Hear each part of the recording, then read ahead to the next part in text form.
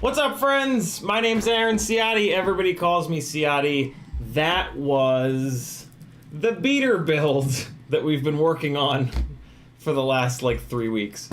It's flying really good. I don't think I'm gonna change anything. So yeah, and that was pretty sloppy. I felt very out of practice. That's a really cool spot here in Atlanta.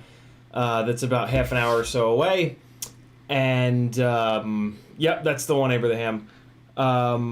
Abraham said that's the building where way back when Johnny FPV flew it and did reverse wall rides and blew everybody's tits off. Yeah, I think this rig is about where it should be. That's on those old school T-Motor F40 Pro 2s. Old motor, nothing really special about that rig, but it's flying good. In the chat, if you'd like to talk directly to me, all you've got to do is type CiottiFPV. When you do that, it'll light up an orange, and I'll know that you're talking to me. Or if you'd like to support this crazy full-time FPV life that I've fallen into, you can do a super chat, or you can do a PayPal over at CiottiFPV.com if you don't want YouTube to take 30%. I'm cool with it because YouTube, lets me stream. But, if you're anti-YouTube, I want to give you a way of not giving YouTube any of your money. Tonight is Monday night Q&A, so ask me those questions, we'll talk, and then at some point I'm going to try to get the Cinesplore finished up, fresh ESC going in. There's nothing wrong with the other ESC, I don't think, but there may have been. We'll talk more about that later. Speaking of the chat, Josh Robinson was first. Chomper FPV was next. Kaiser says, "Hey, Kevin Sumner, Win Jumby, Alpha Sloth, Marcel Alphaxis, Grizz FPV, Rob Axelson, Remy Tim, Demenis, B-Man, Gamma Gonad, Athix, CH3 FPV, Raven 187, FPV Trucker, B-Man, Northern Tier, License to Drive, Dan Richmond, Raven 187, Aber, Up South, FPV Trucker, and Mike Papano." If you want the gangliest son of a bitch in FPV to read your name, you gotta get in there early and say things, and then, I don't know. CiottiFPV.com is my little Linktree account with links to all the stuff that I'm doing to help support this wild journey that I'm on. Patreon helps me out the most. There's a bunch of affiliate links in there. Fiverr link. Cool stuff going on over on Fiverr. I can teach you to fly better, tune better, and build better, or any combination of the three. T-shirts on Teespring, like the one I was wearing yesterday. Kill All Carbon. If you're a car fan and you know of Hoonigan, you'll recognize it. I don't know. Other things. You'll see. myfpvname.com. Hey, Grizz FPV says, "What's up, CiottiFPV and Collective?" Rob Axelson says, "Good evening." He also says, "Don't let anyone know I'm at work." CH3 says, "What's up?" FPV Tracker says, "What's up?" B-Man says, "My man." Raven says, "Reroute the BIOS through the mainframe." Yeah, I had to restart the computer right before the stream. Sorry, I'm a few minutes late. I'm not sorry. Fuck you. Family Guy says, "How's it going, Collective? Happy Monday. Tummy's full of candy." Halfboard says, "Deep breaths." Yeah, I ate too much candy last night. Today was a real shitty day. Kaiser says, I can do my Micro King sticker for my friend getting testicular cancer surgery. How can I buy one? Kaiser, just message me, and yeah, we'll do it through Instagram or Facebook or wherever you message. Links to all my social stuff is on CiottiFPV.com as well, so go over there and click all the buttons if you would like. If not, then, piss off. B-Man FPV says, "Had an issue that stumps Joshua Bardwell. Had an ESC desolder a motor wire on a Moblade 6AO. Wow. Just went to arm it and it would twitch, then the wire would pop off." I mean, it sounds, it doesn't, anything's possible, but it sounds like that was just a cold solder joint on that wire from the factory. They put not enough feet into it, and then it was probably just barely holding on, and then when the ESC kind of got kind of hot, I mean, how the hell hot is a Moblade 6 though going to be able to get I don't know. That's interesting. June Logo says, "Could be that 6.10 firmware Crossfire Nano receivers only work on Tango 2 because I've updated my TX module and no luck." I am the wrong person to ask about TBS stuff, June Loco. I never had to really learn it. like the crossfire just worked pretty easily with like a couple button pushes right out of the box, and it would just kind of go forever. And it just, so I never had to have that moment where I was like, all right, I'll do a Google search or 20 and read a whole bunch about TBS to learn about it, and find myself on the forums and shit like that. So yeah, I have no idea. Lately, the only thing I can say is lately I updated to the newest, fanciest whatever on all my Crossfire stuff, and it was a little bit of a pain in the ass. There's a live stream from a couple weeks ago about it, but we got through it. It was doable. It took hours and hours and hours, but we got through it. So I don't know. I don't think that's related to your problem, but just Dan636 with a $5 super chat. He says, thanks for the advice earlier today. Thank you, brother, for supporting the madness. Let me know if you have any other questions. B-Man FPV says, then I got a new AIO and the same thing happened again. You think the ESC fucked up a motor and the motor took out the new ESC? I mean, desoldering the joint. What the fuck? Wow! That's wild. I mean, I have definitely had... It was on one of these rip squeaks. I crashed it and the motor started twitching, and I was like, ah, shit. And the way that these V1 rip squeak bodies are, the sides of the ESC are as wide as the bottom plate. You see that? So when you hold this, when you hold the rip squeak, you hold it by the ESC basically. See what I mean? And I picked it up off the ground and I armed it in my hand because I have no respect for 3-inch rigs, even though they've cut the shit out of me twice. I armed it in my hand, and that motor that was twitching went up in a plume of smoke, and my thumb got hot, like real hot. And my thumb was touching the wire. It's actually not touching the ESC, it's touching the wires. But, this is 4S, and like this is a 1306 motor. I find that hard to believe on a tiny whoop, with just 1S. But I don't know. I don't know anything about electricity. YouTube, you just did the thing. I'm gonna light you on fire. Abraham says that's oh yeah, we got that. Quasimodo says, what's up, friend? Nothing much, brother. Just live streaming. Arazi B Productions says, Flywoo Firefly Baby Nano 1S started sounding like the motors are running rough. Throttle level needed for hover went from 30% to 50% at the beginning of the battery, and the flight times are shot. So is it doing that on multiple different batteries, or is that on the same battery? Because that could just be the battery going to hell.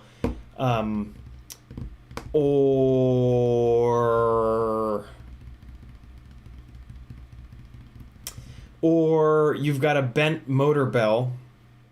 If you've been crashing it a bunch, you can bend a motor bell, and then the motor bell will wobble, and that will put vibrations into the frame and up into the gyro, and then the gyro has this constant vibration, and that makes the PID loop kind of nervous.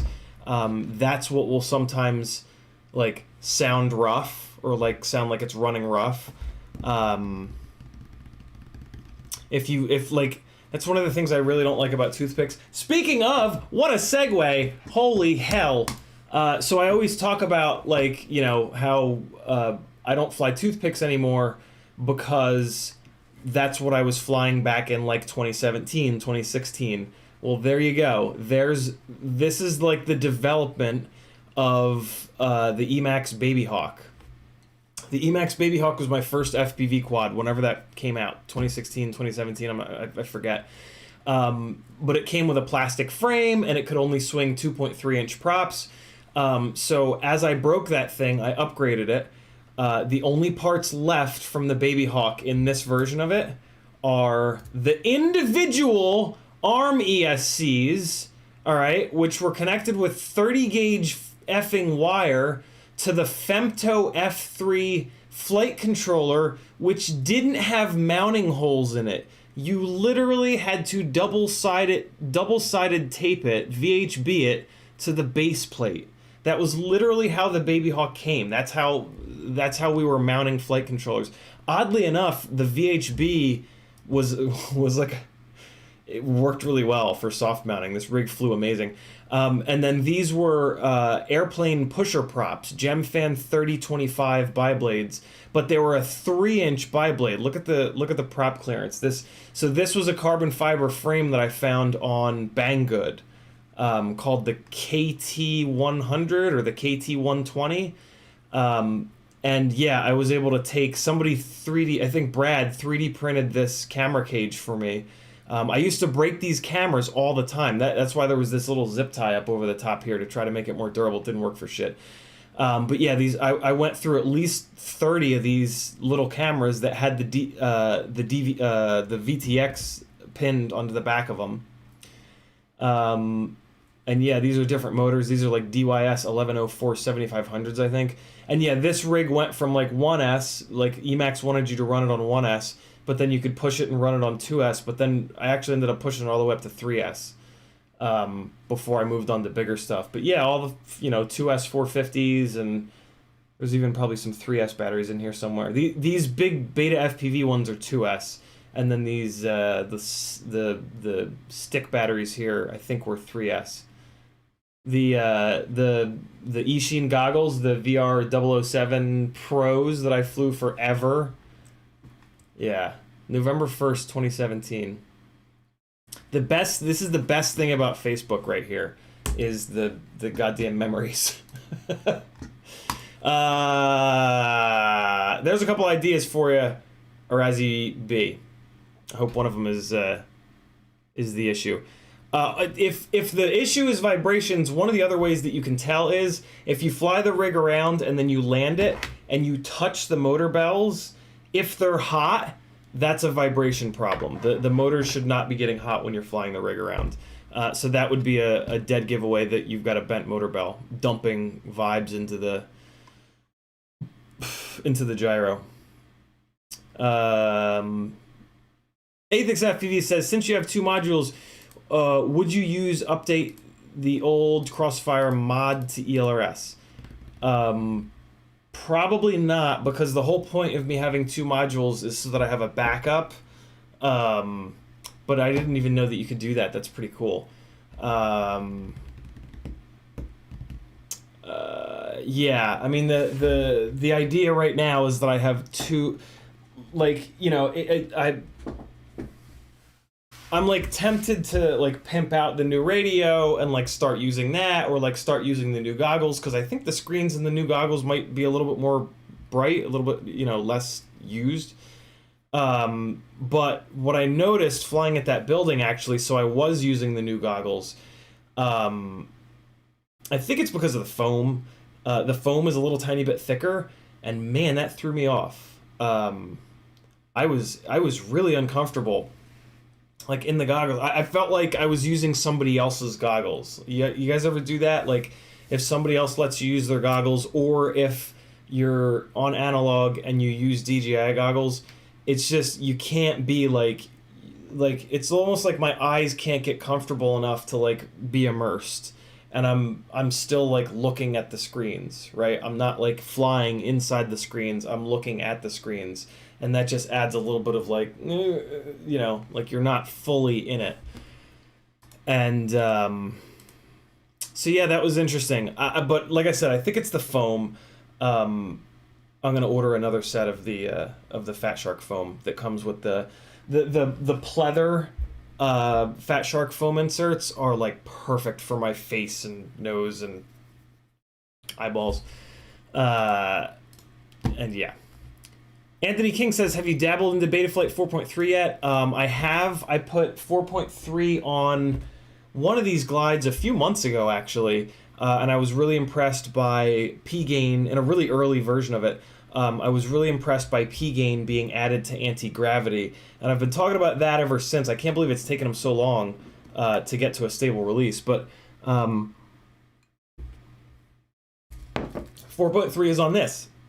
So that footage at the beginning of the stream was 4.3, and it's funny, I didn't even think about that until just now. Yeah, there was not, that's actually a really great, damn it, I would have loved to have remembered this before flying that spot, because I could have like done a bunch of hits in a row to bring this out.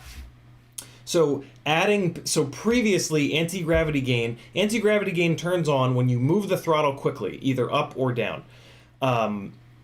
One of the odd flight behaviors inherent to a quadcopter, and the way that the physical shape is that when you go full throttle and then you jump off the throttle really quickly, there's like a backflow that happens. Like when you're on the throttle hard, like it's pulling the air down and sending the air downwards at 100 plus miles an hour. When you then jump off the throttle, it's got all this momentum, and there's like a backflow, I've heard it called, maybe that's the right word for it, effect, and that makes the quad get a little bit unstable. So what we call that is throttle chop bobble, because it happens when you chop the throttle, and then the rig bobbles. Anti-gravity gain previously was only I gain. And I gain is not quick enough to handle that. I gain builds up slowly. So you would chop the throttle, it would bobble, and then I gain would build up and stabilize the quad. But at that point, it was kind of already stabilized. So in Betaflight 4.3, they added P gain to anti-gravity. So now anti-gravity So I forgot this part. What anti-gravity does is it boosts those terms. So like if you set the factory setting is 3.5, I move my anti-gravity up to 5. That is a 5 times multiplier. So when you chop or increase the throttle quickly, it multiplies previously your I gains by a factor of 5. Now your I gains and your P gains. The P term is fast enough to catch that bobble. So when you chop the throttle and the rig goes into this weird aerodynamic backflow state, supposedly, the P gain ramps up by a factor of 5 in my case, and it'll. So what it's gonna do, I guess, and I'm just thinking about this now. It is technically gonna make previously you would just chop it, that would kind of be it. But now since P gain's gonna be active, it's gonna make a little bit of thrust to stabilize itself. So technically speaking, when you jump off the throttle now, there is going to be a little bit more float as P gain does its thing, but the payoff is going to be that there's not going to be that ugly bobble.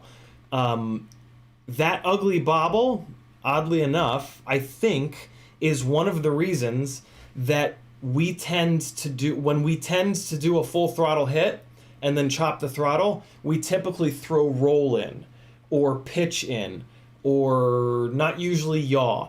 But like, think about it, right? Like usually when you like throw yourself up over a tree, you go full throttle, chop and invert, or chop and knife edge, or chop and nose down. You know what I mean? And it's to cover up that bobble, I think. I think that, that's just something that we adapted as pilots, because we would see that bobble and be like, ugh, right?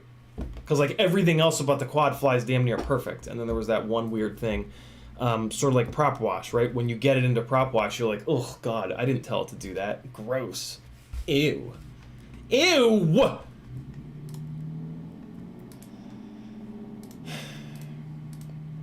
Scott Gillen says, "What's up, buddy?"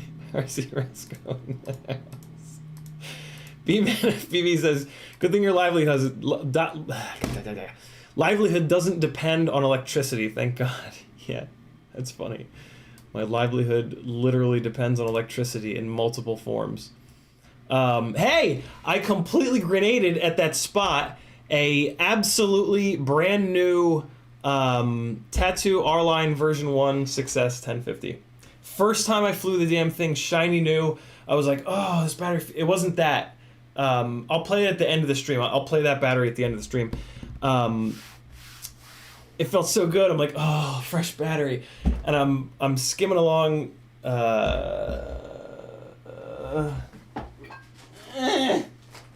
I'm skimming along the side of the building.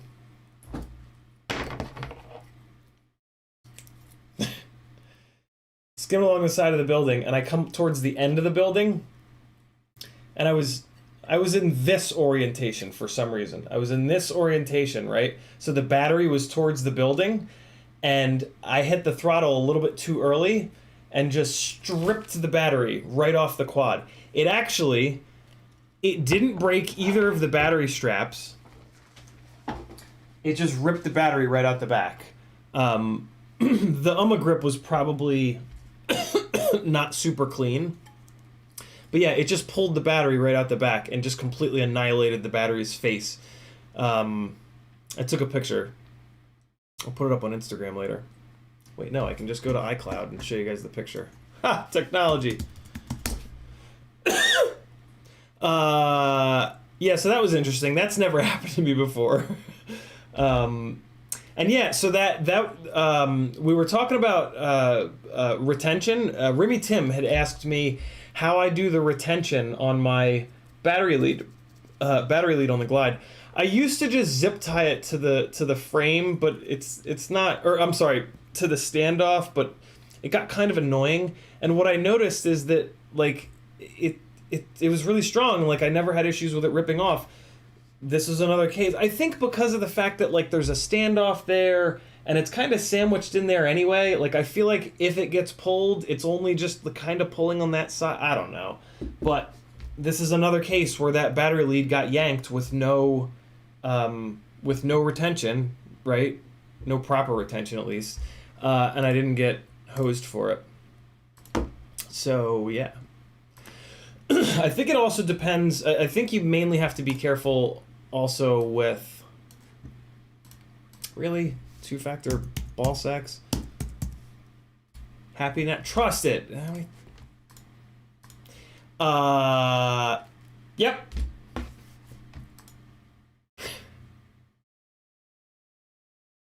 Where are we at? Come on, chat. Where am I?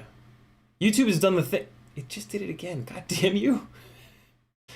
Motors have never gotten hot. I check often. Interesting. Okay, so if the motors aren't getting hot...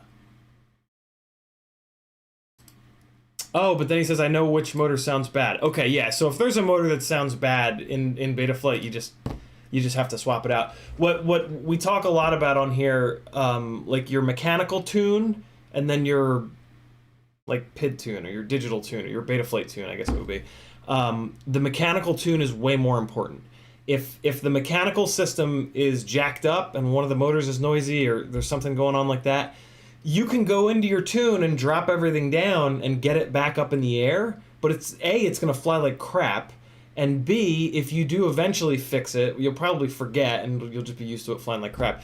So like, you know, these things are pretty easy to fix and cheap to fix, so it's kind of like, if you want something that flies good, you just gotta switch the mechanical parts out as they get banged up. It's just kind of it's a hard thing to learn. Like I had a long time where I tried to not believe in that, and I tried to like tune around it, and I wasted a lot of time. Gin and tonic, by the way, before anybody asks. Steady Eddie says, what's the little thin strap mount you use for your Insta360 cam on the Whoops?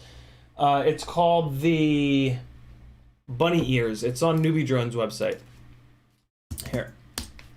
If you go to Newbie Drone, come on now. Oh, I'm so sick of this shit. Stand by. Hold on. Let me show you guys this picture of this battery first, because I'll forget. And all I have to do is click that. And then this is gonna sit here and be slow internet forever, maybe? No, there it is. So that would be... There it is. Yeah. Yeah. Yeah. Yeah. Brand new. Absolutely brand new. Just ruined. Ruined. So sad. Just vile. You let me zoom, but you don't let me move it around, you shitbirds. So yeah, that's annoying. But what was I gonna look up? Oh, Newbie Drone. Yeah. Oh, but I gotta look it up on Safari because Chrome is a taint. Yeah, I get it. I get it. Great. No. Visit. Yes. Thank you for letting me visit the website. Safari. Oh my god, you make me put in my password. The internet is so angry now. The internet has become such an angry place from whatever the hell happened 2 weeks ago. No. It's gonna be in here. It's in there. Nope, it's in cameras. I remember it being kind of hard to find, which is why I wanna do this. In frames? It might be in frames. It was in a place where I was like, well, that kind of makes sense. But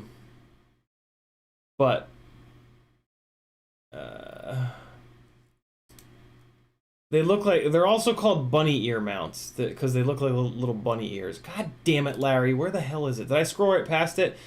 So this is one thing that you can use. This'll hang the Insta360 Go off the bottom of the cockroach frame. I used this for a while. It's not bad. The rig really doesn't like to be bottom heavy like that though. It really affects the way that it like pendulums around in this insane way. Is it in cameras? Of course not. Somebody's probably telling me where it is in the chat. I'm not gonna look though. I'm gonna find it. What if it's under bunny ear? What if I search for bunny? Nothing. I'm gonna check the chat. Wow, none of you guys found it yet.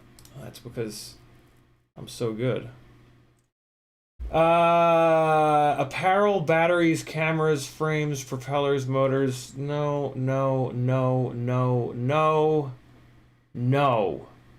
Where the hell is it? You know, they might have pulled it off the website. The other reason that I'm looking for it this hard is because it's a really good mount. There it is! I win. See, I told you it was in a weird spot. So it's in I don't know where the hell it is, but there it is. I'm gonna post the link in the chat so that you guys don't have to go through that utter suffering. Look at that! Sheep's shank. It took them the exact same amount of time as me. Probably not. They probably found it way faster than me. But yeah, there it is. That mount is everything. I just need a version of this mount for the Insta360 Go 2. I need that really, really badly because the Insta360 Go 1 is okay, but like it's not quite good enough, and the Insta360 Go 2 is. It is just barely good enough. I forgot to get the goddamn footage off of the laptop of the Insta360 Go 2. That sucks donkeys. For Whoop Wednesday, I'll have the footage off the Insta360 Go 2. And I'll also fly the damn thing tomorrow. Cause I can now put it on a ripsqueak. Yeah. I can put it on a ripsqueak now. Oh god, even a V2 ripsqueak. But you know I can't put it on as a V1. Yes I can. Well that's good. Because I'm gonna have to put it on a V1. So help me God if I blow it up again. What else can I put now? So this is for a V2 ripsqueak, and the V2 ripsqueak is blown up right now. All right. So yeah, I can also put it. I have the 250. The footage that I have from the Insta360 Go 2 is from the 250 with this JHE-MCU AIO that sucks balls. So the footage is shit because the rig is not flying great right now and needs another. I mean, I do have another AIO. I hate AIOs. I hate them. I hate them so hard. Oh my god. I hate AIOs. Because, like, I should really swap this to the other AIO. And it might be okay. Oh my god. Oh my god. I hate melding, and I hate components that just don't work. That just work. You have one job in this whole world, and it's to just work. How do you release a product that just doesn't work? Like, oh, I took your product and I did the thing that you have to do to use it, and now it doesn't work. Like, oh, okay. Thanks for telling me. We're gonna get in touch with everyone and say, hey, send us the things back that don't work.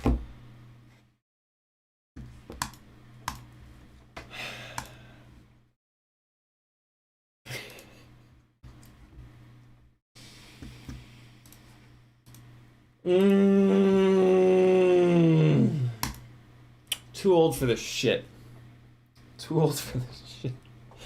Like, my first 2 years in the hobby were this. And I think that's why. I think this is like fucking. This is like trauma. This is repressed trauma coming back up. Of like my first couple years in the hobby, where like shit was all janky, and we had to order everything from Banggood, and it's like, you know, it's just a nightmare. And then nothing worked. Everything caught on fire. And yeah, nobody understood anything. Nobody knew what the hell PID tuning was. You would just change the goddamn numbers and then fly it again and be like, is it better? Maybe. Let's make the numbers more different. Oh, fly it again. Still flying. And because like you're not good enough to really know, right? It's just like, well, it's better. Yeah, it's definitely better. Meanwhile, it's fucking around the goddamn sky. There's smoke coming off all 4 motors. And you're like, no, it's great. This is the best one ever. It's got this warbling sound. That sounds good. I like that. It's like I put a fucking playing card in its spokes. All right.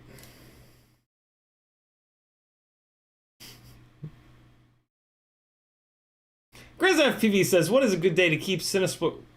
What is a good way, not day, to keep the Cinesplore from going up and down other than throttle control? I'm still working that. Good, not bad. At it on my other quads. Stick time, Grizz. The way that Cinewhoops deliver the throttle response of a Cinewhoop is just different than anything else. That's the big reason that freestyle footage that I played at the beginning of this stream, me flying yesterday, that was the thing that I was like disgusted with, was my lack of throttle control, because I've flown this fucking Cinewhoop so much this summer, and I've flown freestyle so little that I've actually gotten really used to the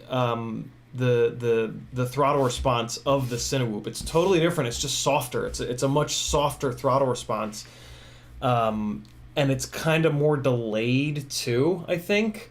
Yeah, it's definitely more delayed. So yeah, it's just stick time, dude.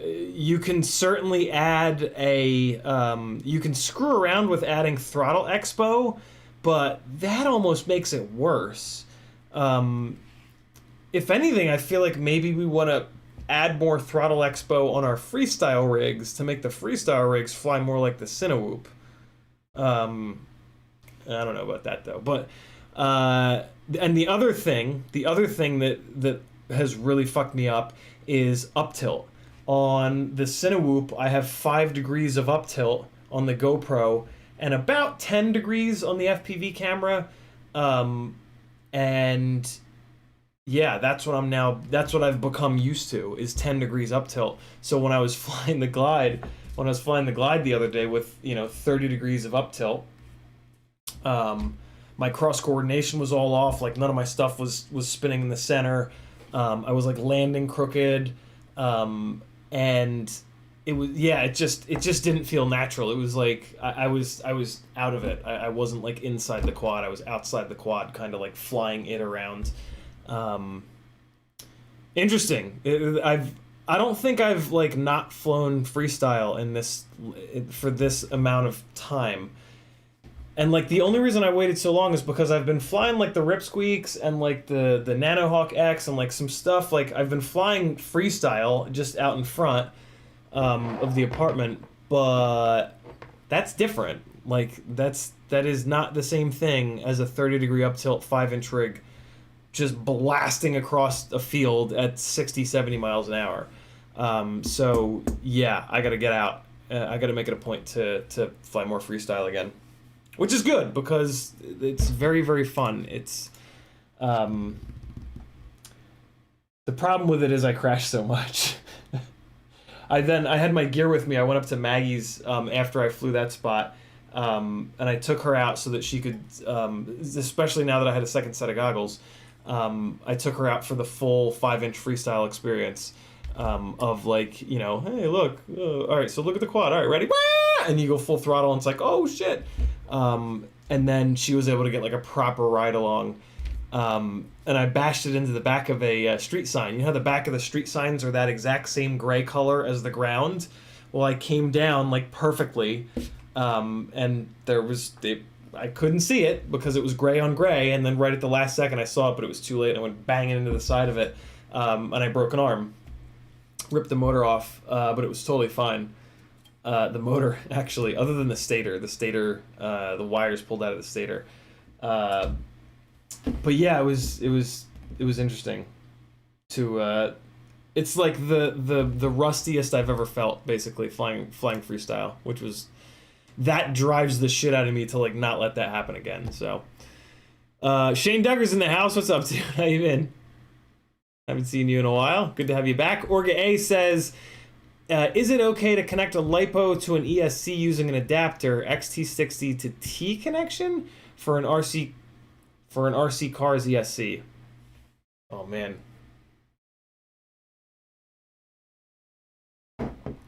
What's T connection? What's T connection for an RC car's ESC? I don't know. I don't know what a T connection is. Tell me what a T connection is. Hard FPV says, I got the Newbie Drone Max Comfort goggle cushion for my HDOs from Pyrodrone, and those are really nice, and they're pretty cheap. I've gotten both the thick and the thin, and they're both too thick for me. The thing that I have to use, the pleather that I have to use, is the thinnest possible. For whatever reason, I need the goggles like fucking glued to my face for the parallax to be right.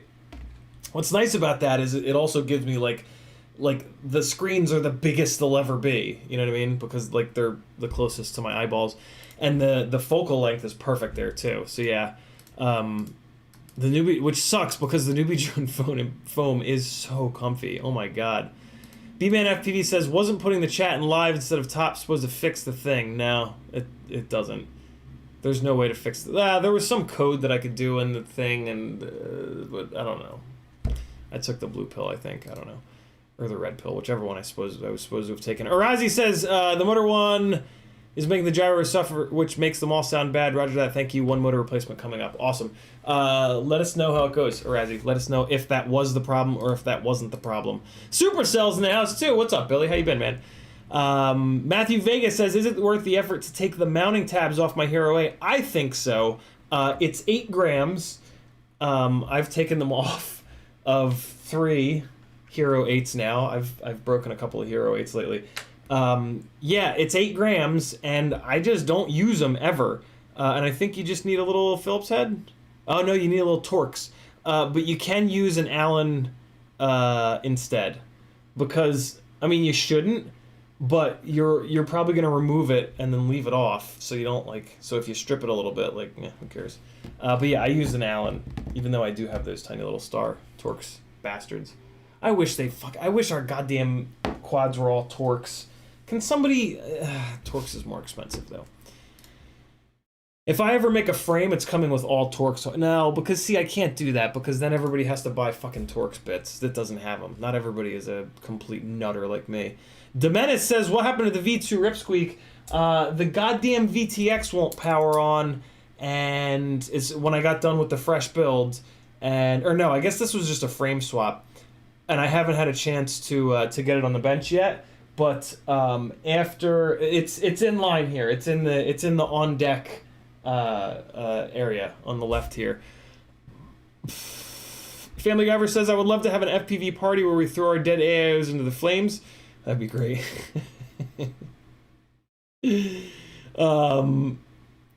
Steady Eddie says, I'll play with the dimensions of it tomorrow and see if I can get it to fit the V2. I have the Peanut. They should be the same. Are you talking about the Newbie Drone mount, Steady Eddie? That would be amazing. Carl H with a $5 super chat. He says, "Keep it up, bro." I will, because of awesome, generous people like you, my man. Thank you. Juglist FPV says, "What's your favorite freestyle frame?" FPV Cycle Glide, hands down. It's the most, like, I almost said diverse. I guess that's not the word. It's the most modular. That's the word. You can get 4mm, 5mm, 6mm, 5-inch arms. You can get 5.5-inch dead cat arms. You can get dead cat 5-inch arms. You can get 6-inch, 7-inch arms. It's the right weight. The arms are the right strength, where the arm will break before the motor breaks. So instead of replacing a $25 motor, you can replace a $7 or $4, whatever the hell it is, arm.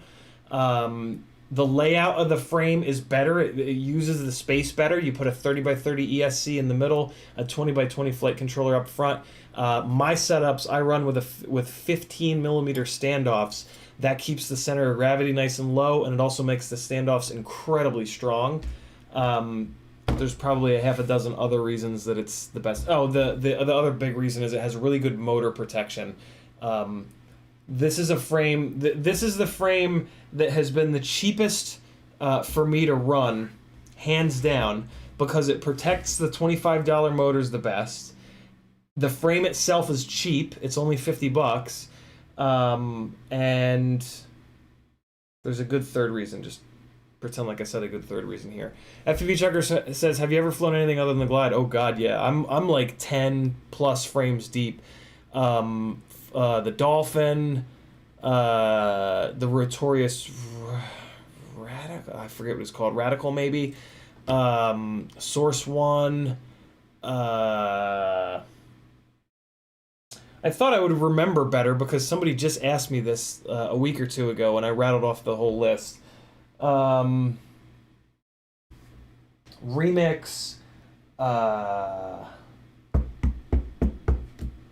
I used to have them all hung up on the wall, but then it got a little cluttered. The Flow Ride frame, the Mini Quad Test Bench Crush frame, which is actually really, really good. The Rotorite CL1, a couple more that I can't remember. But yeah, the Glide frame is just, every time a new frame comes out, I'm like, great, finally, like something new that'll be better than the Glide in some way. But every single frame that comes out, I was just going over the 5-inch frames. If you want to add micro frames into it, forget it. I mean, like, I've probably flown 50 different micro frames. Yeah, this frame, it's something special. And I was really excited about the AOS 5, but the split arm design is just not durable in the freestyle crashes that I have. That was why I moved away from the Acrobrat. The Acrobrat uses the A-arm design, and I would just break the front part of the. So what the A-arm design does is it takes one big thick arm and it splits it into two smaller arms. And it's great for vibration, but then the front piece is way smaller, so every time you hit something, you break that front piece of the arm, and you have to replace it, and it's just, it's not quite durable enough. You could certainly make the argument that, oh, it's a quick replacement, but, like, I don't want to have to replace this. I have to replace stuff at, like, the right amount. Does that make any sense with the Glide frame? Like, if I really bang it into something, it'll break. If I don't really bang it into something, though, it'll survive. And the Acrobrat with the split arm, and this is what I hear about those A-arm frames, is that's what happens. That front part of the arm breaks a lot, and it just becomes fucking annoying to replace that front part of the arm over and over and over and over and over again. But again, it depends on how you crash. Everybody crashes a little bit different. Everybody flies different spots. I fly spots with like curbs and like thick tree branches and metal poles and shit like that. And those things, when you put them in here, when you put them like down there because you're trying to whiz right by it, apparently yeah, I hit that spot a lot because I broke like 6 Acrobat frames in that exact same way. So yeah, you gotta, that's why like going into a live stream or posting on Facebook, what's the best frame, is a worthless question and should be, you know, deleted from the world. Facebook should, when it gets that question, there should be a filter and it just doesn't post it. Yeah. And I've flown, to kind of wrap that all up, I've flown, quite a few of those frames were more durable than this frame, and I went through so many more motors on those frames because the arms wouldn't break. The motor would take more energy than it could deal with before the arm. Whereas on the Glide, the arm will take less energy to break than the motor. So a lot of times I'll break an arm and the motor will be fine. And on stronger armed frames, that was never the case. I would just break motor after motor after motor after motor, and it just got really expensive and annoying, to be honest. It's so much easier to change an arm than to change a motor. It's just so fucking frustrating. But the main thing was the cost. I just could not deal with the cost of replacing motors that often. It was just brutal. 8th FPV says, I love my Glide frame, and I was flying an Armor 10 Chameleon at one point. Shane Degger says Rotoria CB3. Oh yeah, that was another one, Rotoria CB5, which never actually came out because it had some serious problems. That's another 5-inch frame I flew. Isaac M says, what did you think of the remix? At the time, it was before the thicker arms, so the arms were way too thin. I didn't like how much prop there was in view. That's not my thing. And it just, I don't know, it just felt like a little bit under heavy. It just felt more like a toothpick, because a toothpick is like under, is a little bottom heavy. It just kind of felt a little bit like that, which was, I don't know, didn't really matter. You know, I mean, if for whatever reason that feeling, you know, makes your crotch fizz, that's cool, but it doesn't do anything for me, you know, like I don't know. Adrian says, do you use Emiflight or Betaflight? Betaflight RPM filtering is one of the biggest flight performance improvements that we've had in flight software in the last like 2 or 3 years. So to run a firmware that doesn't have RPM filtering right now is kind of silly, in my opinion. Among other things, there's a lot of reasons that Betaflight is just like the best all-arounder for sure. It gets the least hype, and it's the least like sexy of the firmwares, and for a lot of people that's a problem. A lot of people, you know, will refute what the data tells us, which is that Betaflight is better, and I mean that's fine. You know, it's whatever makes you happy. I think it's silly, but if it makes you happy, do it, you know? Put your dick in that hole in the stall, see what happens. I don't...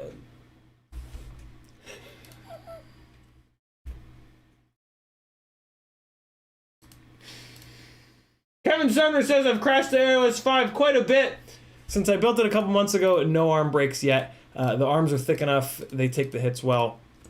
So there you go. Maybe Kevin Summer doesn't crash the same way that I crash, or maybe the AOS 5 front arm pieces are strong enough. I don't know. I won't know until I fly the frame. I probably won't fly the frame though, because I'm perfectly happy with the Glide frame. And yeah, there's lots of other things that are better about the Glide frame than the AOS 5. Like a frame just having the best possible vibration damping qualities, like, to be honest, that kind of doesn't matter to me, because this frame handles the vibes absolutely fine. Like, look through any of my footage and try to find prop wash or any of the bad behaviors, right? There are a million other advantages of this frame that are more important to me. So yeah, that's kind of where I'm at with it. Jason Crabtree says, got your package, digging the branding, wife said it's cute. Very cool. Thanks, guys. Dusty Joe says, what's up? Just finished my 250. It could be my new daily driver. Very cool. Dusty Joe, what AIO did you put in it? And is it working? Because mine flies like an asshole on the JHE MCU AIO. FPV Trucker says that but $1 you couldn't break an OG Bot 5. That's true. I would absolutely agree with that. I've thought of running that. There was a minute where I looked at that frame and I was like, all right, that's the one that I'm going to run. But then I remembered back to the frames that were completely indestructible that I'd run in the past, and I remembered how frequently I was replacing motors. And I'm like, no, like I'm never going to do that again. I'll never do that again. It seems like a good idea in theory. And if you run a motor that's indestructible, I haven't found one of those yet, but if you run a really tough motor, then maybe it makes sense. But, you know, I run motors that are very lightweight because I like the feel of a lightweight motor way better. And I also don't think that I'm kind of being a dick about the whole durable motor thing, because as I've talked about in the past, like, the thing that you break or fuck up first and most often on a motor is the shaft, and all of the shafts are titanium on the $25 motors. So there's just not a motor that's going to be more durable than another motor, especially because all these fucking motor manufacturers just rip each other off anyway, so all the motors are pretty much identical. Maybe one company puts a half a millimeter lip on the inside of one. It's like, oh, goody, oh, it won't do shit. Come on.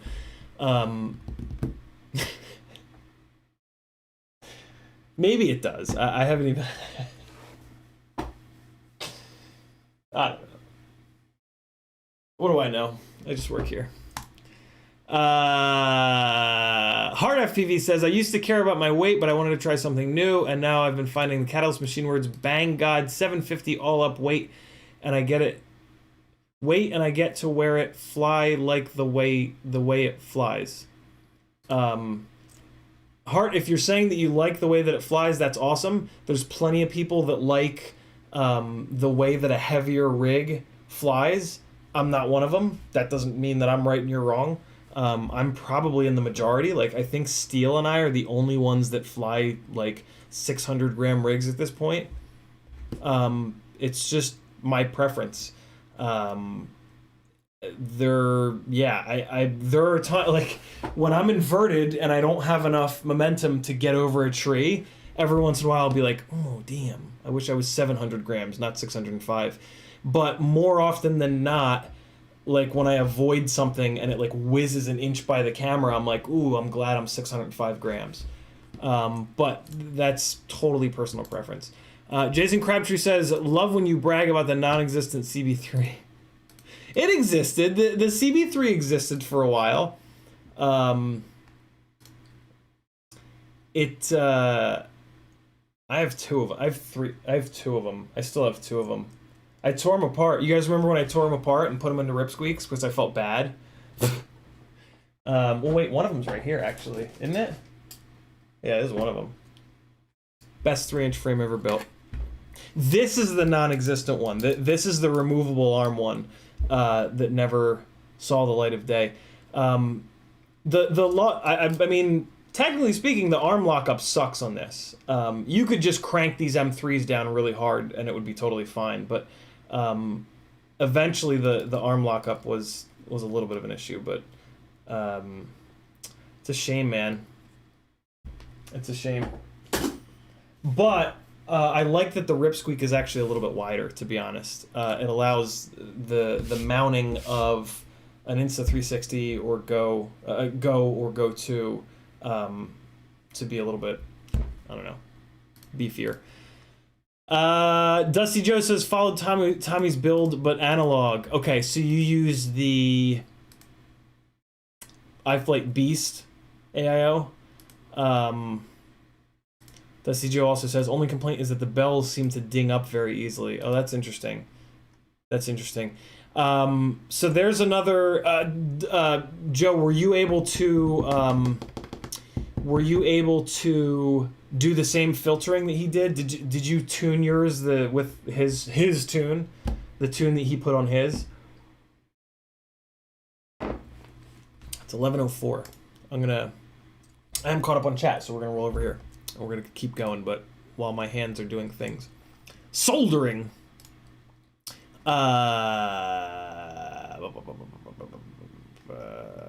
Velociraptor Foil says, newbie drone motor deal, 8 titanium shaft for 100 get FPV. Been running them 2 of my glides for the last 5 months and still good. Not bad for a $1250 motor. Yeah, I had really good luck with them too, Velociraptor. So much so that the 3 glide builds that I'm going to do to sell are getting those motors. Yeah, titanium shafts are way more durable than stainless steel. Okay, so Justy Joe did all that. Yeah, so there you go. The iFlight Beast is an AIO that will work in the 250 builds. This old JHE MCU is not. And like I said, like we were talking about yesterday, I think that is due to electrical noise. I think that the older AIOs did not manage the electrical noise as well. Yeah. So, I don't know. I do have one other AIO. I do have one other AIO here in this house that's a 35 amp that I could swap into this.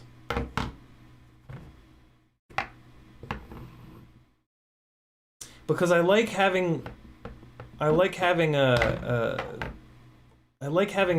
rig of Tommy's up. Like I've had a working Acrobrat for forever. And when Tommy and I talk, I would like tell him the latest story of destroying it. I would feel weird. Tommy's been really good to me. He's one of the only guys. I think he is the only. No, Joshua did too. Him and Joshua were the only guys after quad camp that like stayed in touch with me or like would reply when I would message them, basically, because it was a lot of that with me trying to get my foot in the door. But yeah, I don't know. Rob Axelson says working on the camera mounts for the Rip Squeak so you can use the 3.5-inch props. Oh, awesome! I love it, Rob. Oh fuck, Rob. Here's a wrinkle. No, not a wrinkle. Nope, you're good. Yep, I love that. I love that. In case it helps you, so Rob Axelson is doing God's work for us, and designing a set of Rip Squeak camera mounts that will allow us to run 3.5-inch props. In case it helps you out at all, Rob, here are so what Rob is also going to do, the most recent thing that I asked him to do, I should say, is make the mount have 2 holes at a 30-degree angle so that you can run I run RunCam hybrids in all of mine, and one of the local guys here made these for me, and these are really good. So I don't know if that helps you at all, Rob, but this is what the ones that I have on there right now look like. But yeah, if Rob can do this for us, and I'm sure that he can, this will be pretty dope. And then if you only want, you don't have to use both screw holes. Like, you might as well make the mount with 2 screw holes, and then somebody can use either the top or the bottom or both if they have a RunCam hybrid. So yeah, that would be amazing, and I'll bet that BQE would want to like use that file, because yeah, the Ripsqueak V2 will swing on the 3-inch arms a 3.5-inch prop, and at that point, this is the best 3.5-inch frame. Because it's like hands down the lightest. It's got a bunch of attachments. You can mount an Insta360 Go on it. Yeah. Yeah. So that'd be dope.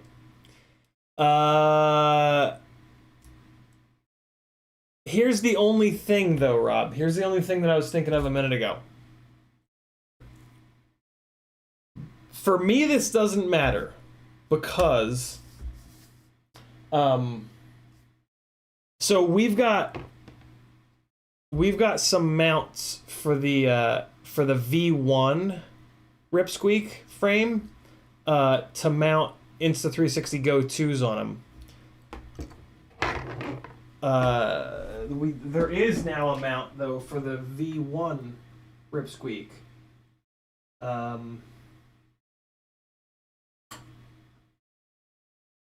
Okay. Yeah, you know, they're just not gonna work together. They're not gonna be friends. Well, there's a reason to buy the V1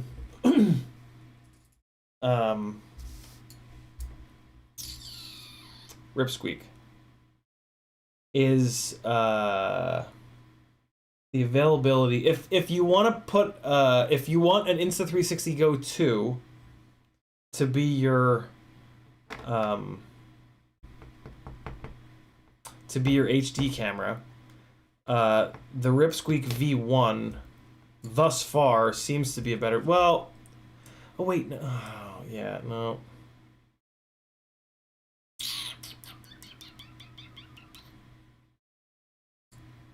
Yeah, the Ripsqueak V1 is a better Insta360 Go 2 carrier. The Ripsqueak V2 is a better RunCam hybrid carrier, especially because the Ripsqueak V2 is stretched a little bit, which gives the RunCam hybrid a little bit of extra space. The top of the RunCam hybrid in the V1 is a little close to the flight controller, and if you're running a flight controller with like a little bit of extra PCB on it, like they could potentially hit each other. So yeah. Which GrizzFPV says, I just thought about it. The JHE MCU 20x20 AIO flies good in the 250. That's interesting. Huh.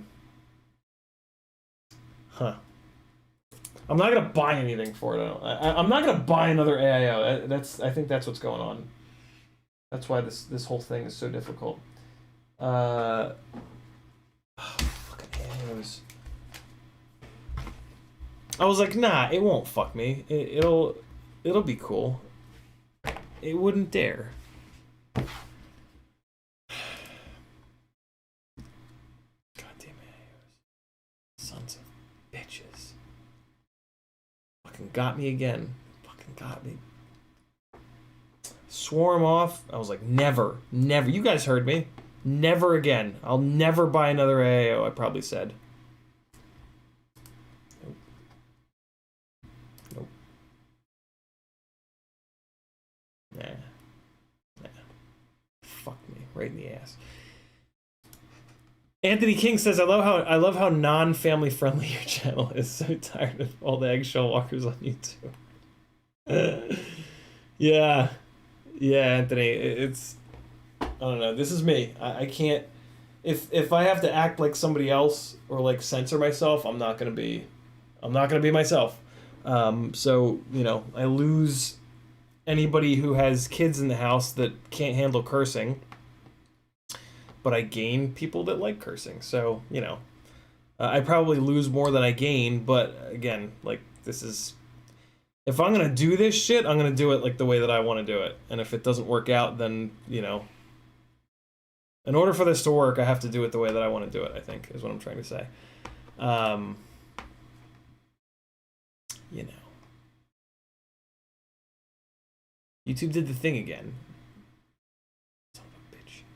661 says, what's wrong with the JHE MCU? Just noise in the gyro. Just too much. I think it's maybe electrical noise, but I mean, it could be physical noise, but it's just the gyro signal is just too noisy, and yeah, it's no good. It's the same problem with all the other AIOs that I've ever flown, except for a very select few, like the Newbie Drone V1 and the Tiny Loop. But every single other AIO I've ever had experience with has this same bullshit. and even a stock tune won't fly right. On Wednesday, I will have the flight footage off of the Insta360 Go 2, and you'll be able to see it. It just wiggles and jiggles about in the sky. Actually, the flight footage is right in front of me here. I'll put it in the goddamn thumb drive and I'll show you.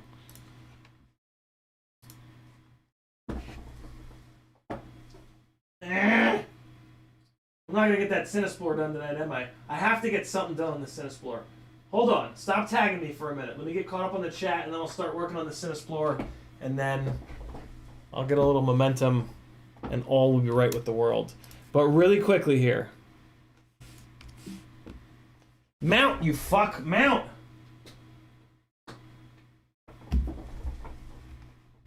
There he is. Hello, friend. Oh, get the... Run. Oh, I deleted it. It was so bad that I deleted it. Well, yeah.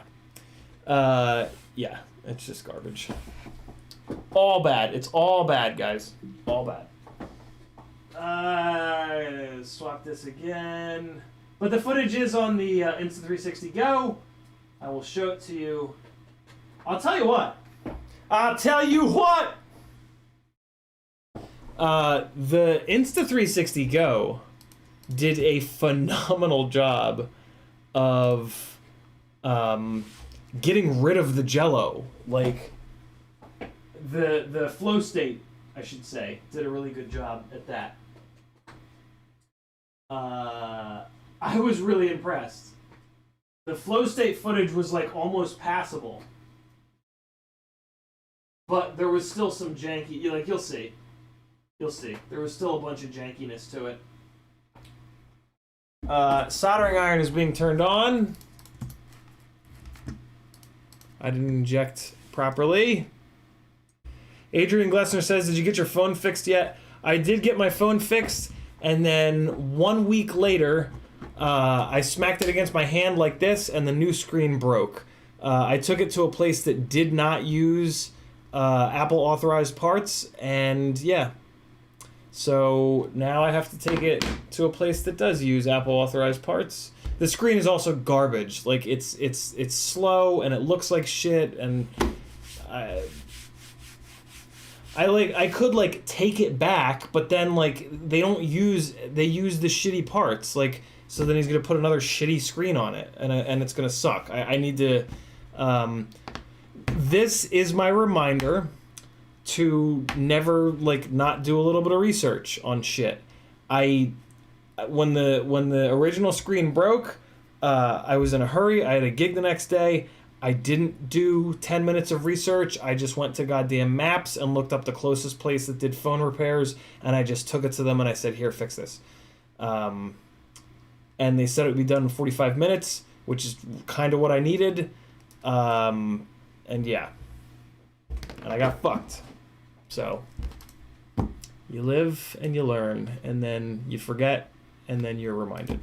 Dusty Joe says 4S850 runs about 270 grams. That sounds about right. That's where mine's at.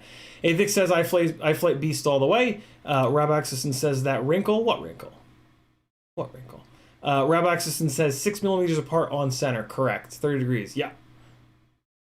Love it, man. You're the best. GrizzFPV says, just to keep you flying, CiottiFPV will cover it for you.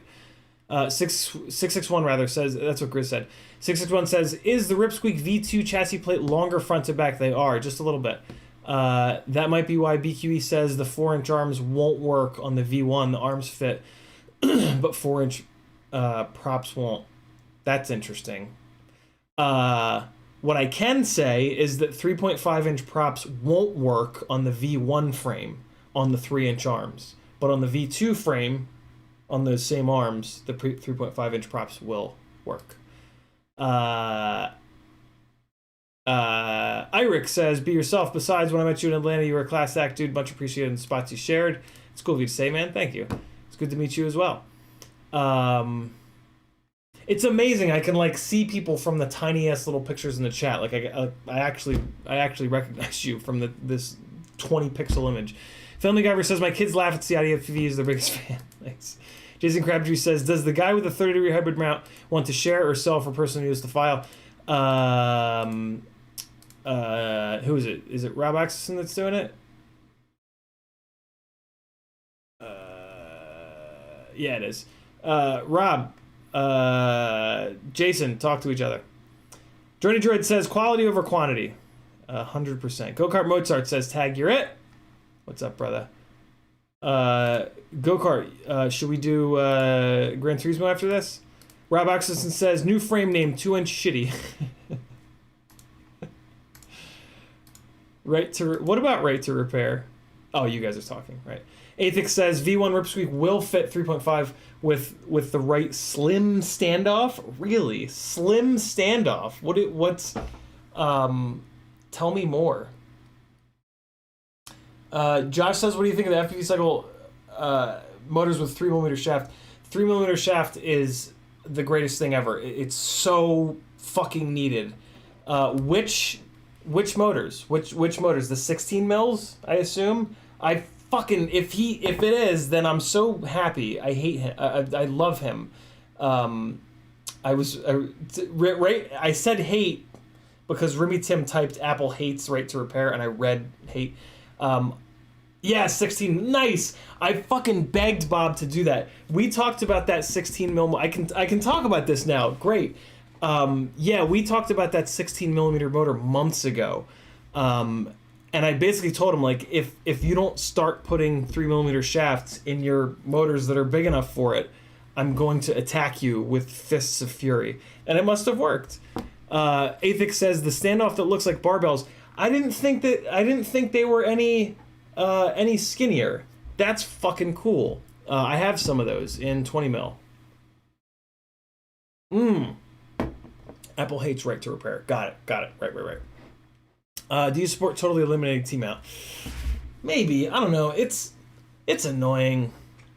It's annoying, but it is lower profile. It does reduce the amount of torque that's going to get put on these little micro motors that are already really fragile. So I think it is kind of a necessary evil, unless we start to get 3mm motor shafts. So that'll be my answer. T-mount should be eliminated on any motors that are a big enough stator to have a 3mm motor shaft, because then you might as well run a fucking 3mm prop nut. That's it. That's what the motor manufacturers need to do. That's what needs to, well, but see, because then you've got three, right now we've got M5 motors and T-mount motors. Now you've got M5 mount motors, M3 mount motors, T-mount motors. It's not going to fly. It's not going to fly. I don't know. Something will happen. I don't know what will, but something will happen. Athix says Bob Noxious did it. What did he do? Oh, nice. The slim standoffs thing?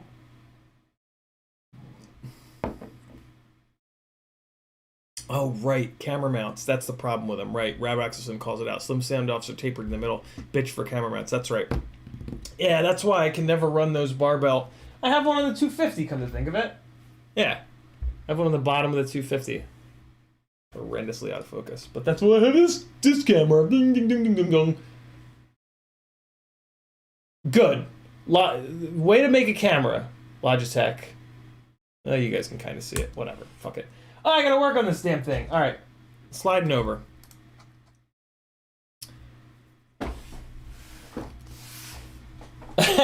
Family Guy says there can be a third kind. Prop manufacturers are getting bored. Yeah, ain't that the goddamn truth? Christ.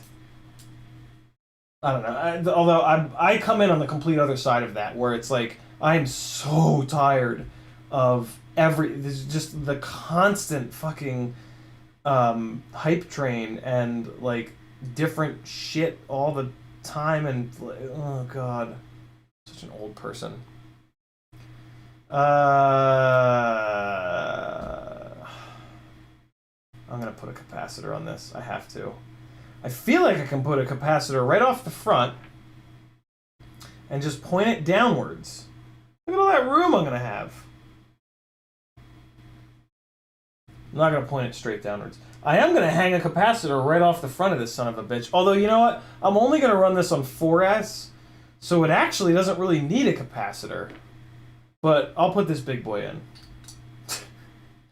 I'm going to talk myself out of putting a capacitor on this. Ready? You guys want to watch a man talk himself out of doing work? Ready?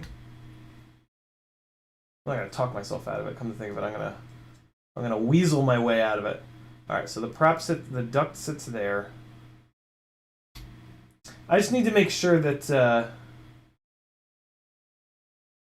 be able to unplug this goddamn thing. So that's basically gonna sit like that, and then the top plate's gonna be up here. Probably fine. I'm just gonna do it. Just gonna do it. I'm gonna be reckless for a change.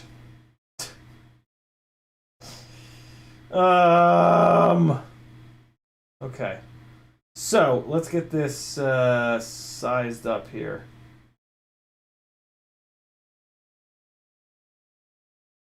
Okay. So I'm gonna run this thing sideways and out in between the ducts. What that's at, it's actually going to be really nice having it like that, because this is going to allow me to.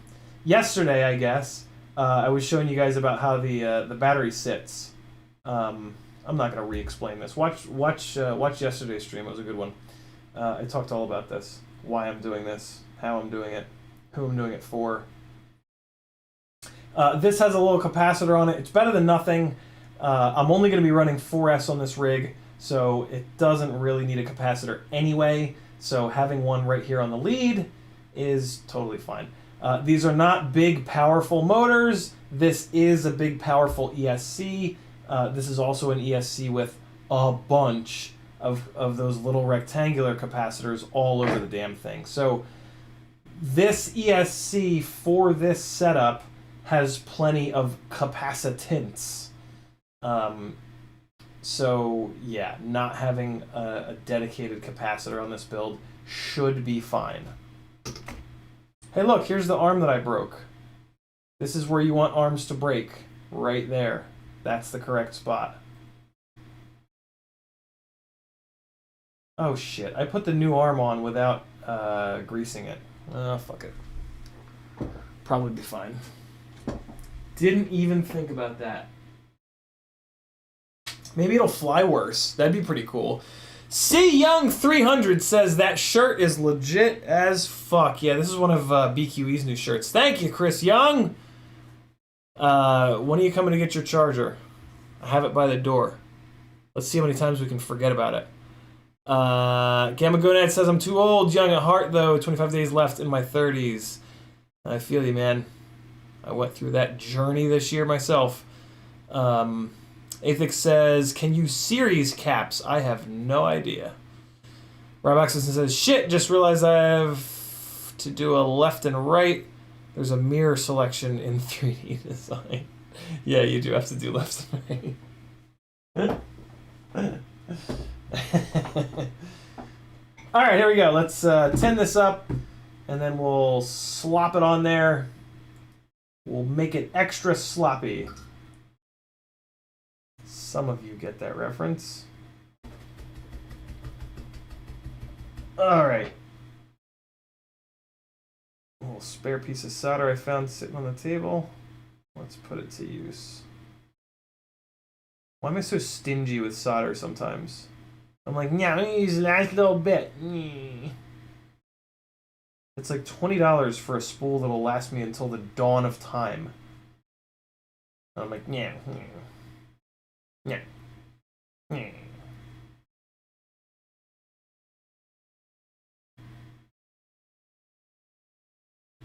Well, funny angle in there. It was a funny angle. He was behind you, Tyrone. When you reverse, things come from behind you.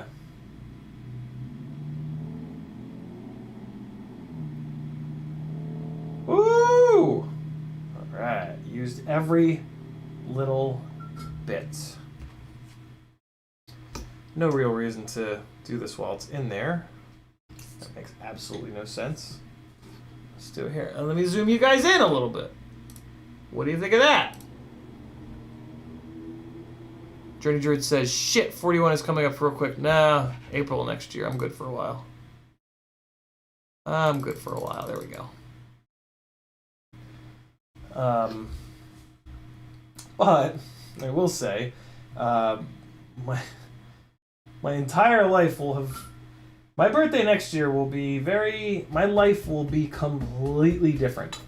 In a really good way by my birthday next year. So this is going to be there's some wild shit coming. You guys are about to see some serious shit, as Doc Brown would say. Yeah, there's some moves being made and some really cool shit coming for your boy. Come on.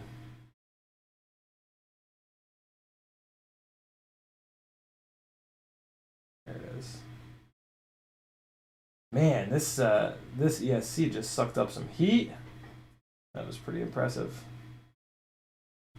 And that's without the heat sink. Shit. Yeah, this Ori 32, I gotta say, man, this Ori 32 ESC is like, it looks really nice. I think it's gonna be really nice. It's just really well made. Like, you can just kind of tell. So I need to come at this from the other side because I need room for my little tweezers to get up in here. Hey, that's much better. Or is it? Can I sneak it in around the corner here? That would be kind of nice. I always try to get these like really as flat as I possibly can on the pad, which is probably a part of the reason why I don't have to run the retention on my battery leads, because I get these so flat on the pad. If they get tugged on, they pull like perfectly sideways on the pad, and in that direction the pad's going to be pretty strong. You know what I mean? Like if you pull straight up on a pad, you'll rip it right off. But if you pull at a complete 90-degree angle on the pad, you ain't ripping it the fuck off unless you pull it real hard.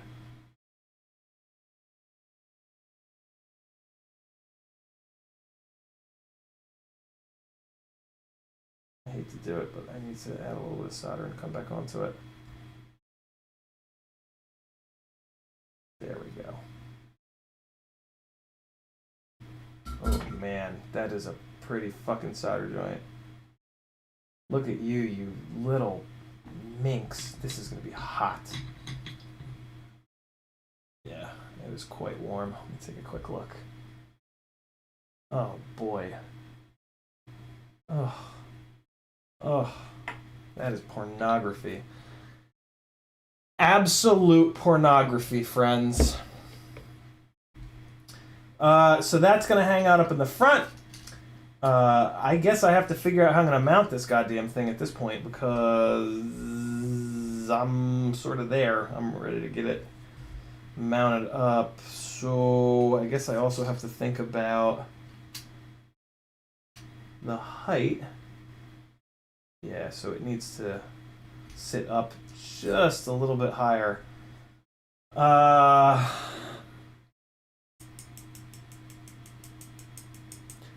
Oh, Jason Crabtree says FPV cycle 16mm with 3mm. Their website says it's notchy. What the hell?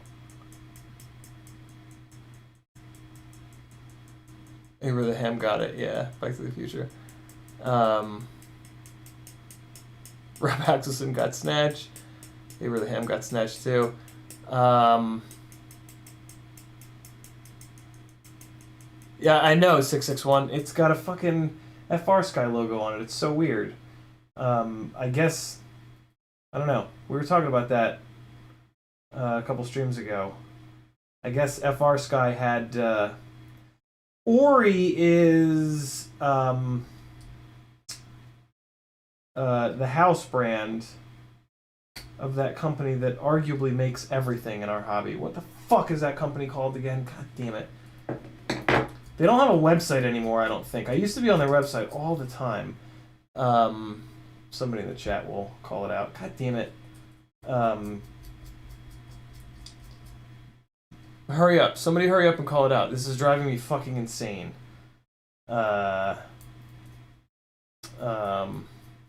that's it. Good call, 661. Kevin Sumner got it first. Yeah, Airbot. Ori, I'm pretty sure that Ori is Airbot's in-house name, but Airbot white labels a ton of stuff for a ton of different companies.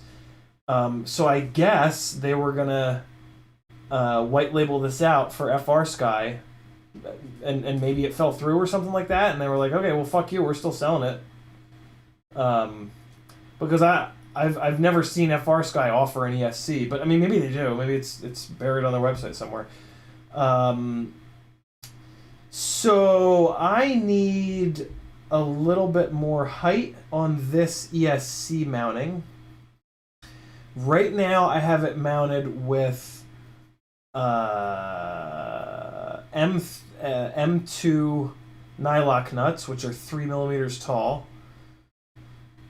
So I can either put a set of 1 mil washers to get it from 3 mil to 4 mil, or I might have a 5 mil standoff. I do. Or technically I do have a couple. Oh, no, that's what I'll do. So instead what I'll do is I'll set this up to be soft mounted. So the holes in this Ori 32 ESC are M3. I'm mounting it to M2 hardware. Most of the rubber soft mount grommets are M4 to M3. And then with these little brass bastards, you can adapt that down to M2. But in this case, we need to adapt M3 to M2. And what you can do that with are Tiny Whoop gummies. Tiny Whoop grommets. And I have a whole fucking thing of them here. So that's what we're going to do. For a little bit, for a very short amount of time, on Airbot, actually, they sold these M3 to M2 grommets for a really short period of time, and I snagged a few sets of them, and then they went out of stock forever. But the Tiny Whoop grommets are totally fine. They work great for this. I have a whole goddamn bunch of them. So do you guys, I'm sure. Beta FPV sells a little kit with like 1 billion Tiny Whoop grommets. Oh, you know what I'm going to do? I have these thick boy grommets from Beta FPV. These blue bastards are real thick. Oh my god, it's meant to be. They're the exact thickness of this big fat donger PCB on this ESC. These are just Tiny Whoop grommets. The real, I think the real name is grommets. Sometimes they're called bobbins, which is just a ridiculous word. But yeah, I'll use those little blue bastards. That'll be amazing. Brass bastards equal heat inserts. Is that what they're called, AK? Heat inserts? AK says, what temp do you solder at? 700. Looks like JR module logo to me, says Grizz. I've never seen a JR module. Dan636 says, are those M2 to M3 adapters you're using on that ESC? I've been trying to find some T-Motor Mini F7 stacks. They are, but yeah, I removed them. You poop mouth! You poop out your mouth! Poop mouth! Donger, 16 candles. Is that really from 16 Candles? Is that where Donger comes from? I don't think that's where I got it from. I think I got that. I think I got Donger from the League, actually. If I'm not mistaken. I could be mistaken, though. I've been saying Donger for a long time. Look at that! Oh, is that satisfying? God. These smaller grommets, I don't know, they just look so adorable when you put them into like a big component that you're used to seeing like the bigger grommets in. It's probably just me. It's probably just me. Nobody else will have that experience. This is actually going to be interesting too. As we were talking about yesterday, this rig, I think the flight controller in this rig has a bad gyro. I wanted to swap this ESC, and what I realized, so what I was going to do is swap both the ESC and the flight controller. I forgot that the flight controller had that gyro issue, and I just started to swap this ESC. Then yesterday, at some point, I remembered. But I think that like swapping the ESC is the exact same amount of work whether or not I'm also swapping the flight controller. So I'm just going to swap the ESC, throw it back together. There is a chance that the ESC that came out of here was misbehaving.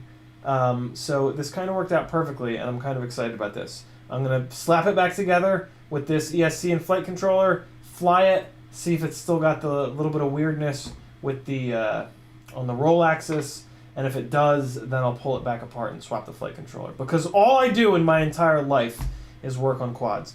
Solder up all the motors, and we're done. Long Duck Dong, what's happening on stuff? Jesus. Cheers, motherfuckers.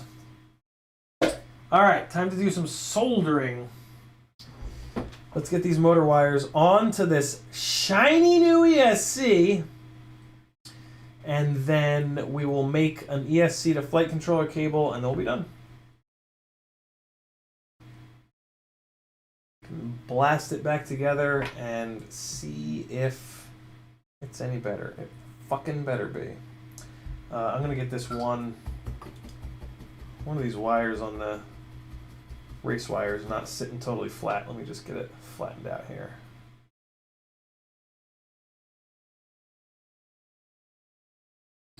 This will be easy.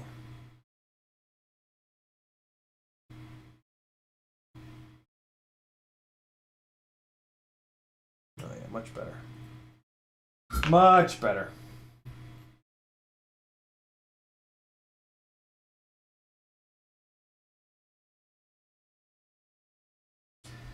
Okay. How do I want to do this? Man, these pads are close together. I guess I maybe want to do it from the rear forward. Man, yeah, these pads are all on top of each. Oh, shit. I'm going to have to solder straight out on these pads. I'm not going to be able to do my little angle job.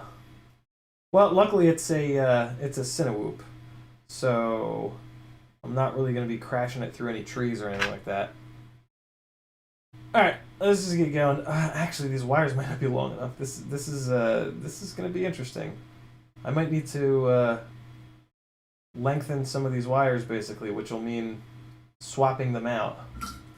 Which, I gotta admit, is pissing me off just saying. But maybe not. Maybe we'll be alright. Let's just get it going. See what happens.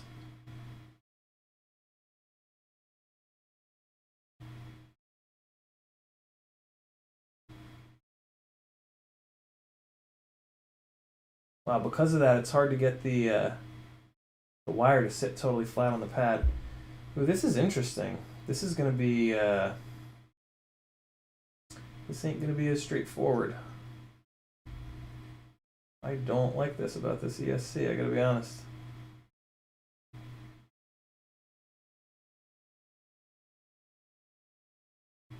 So not enough solder on this pad. Oh, come on now. There we go.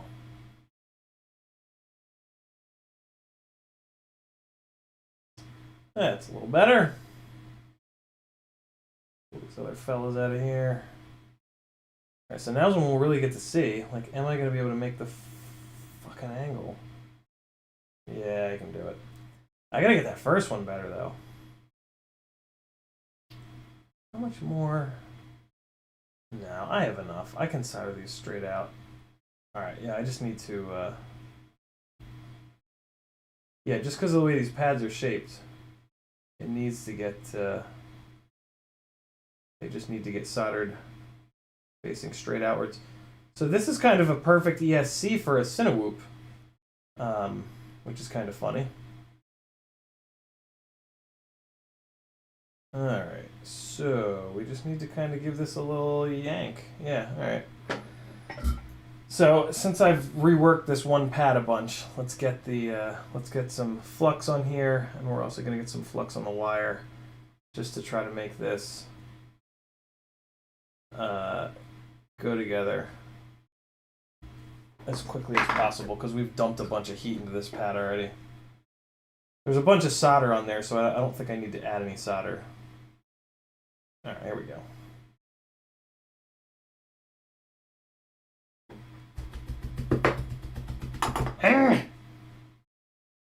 Alright.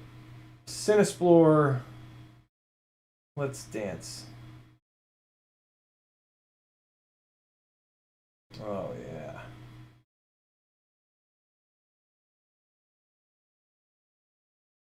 So this is the problem I'm going to have with these pads. They're going to want to bridge.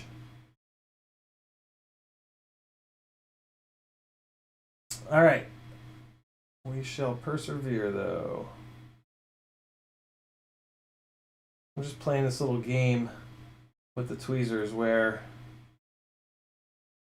I try to grab the wire in like the exact spot where it's going to sit so that I can get it real flat on the pad.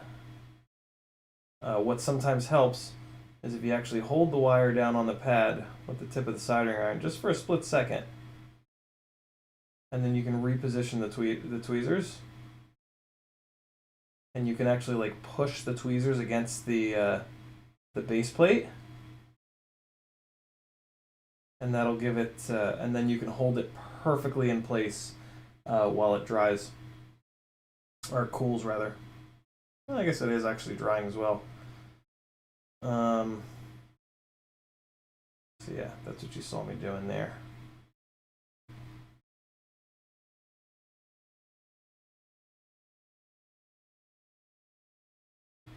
The problem I'm having on this one is the press nut is right below it. And so my tweezers were kind of bouncing around on the press nut. And I didn't get it, I don't think I got it flat enough. Now there we go. I also like to try to get the silicone off the side of the PCB. So like if the wire's coming on here under the pad,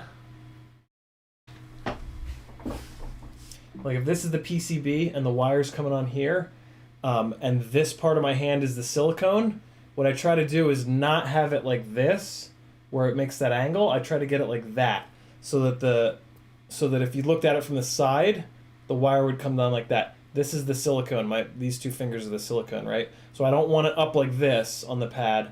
I want it down like that, so that these are the strands of wire, so they're sitting perfectly flat on the pad, and then the silicone is off the side. Rob says, when I have close pads like that, I'll solder 2 on top and the middle one on the bottom. Less chance of a bridge. Oh, that's an interesting idea. I don't think this ESC is double-sided. No, this is not. This is a single-sided ESC. That's a cool idea, though. I like that a lot, actually. I never thought of that. Sometimes I would see ESCs with the pads on the top and bottom. I'd be like, it's a cool idea for a weird build, but I was always tempted to solder on the bottom of those to protect the pads and the wires and everything, you know. But I was always too lazy to actually do it. Oh man, this one's a little close. God damn it! I have to do that. I have to redo that one that I just did. Yeah, these pads are close. I would not really recommend this ESC.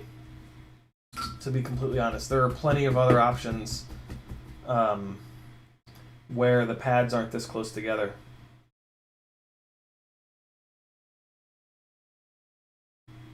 And I might as well fix this one while I'm in here.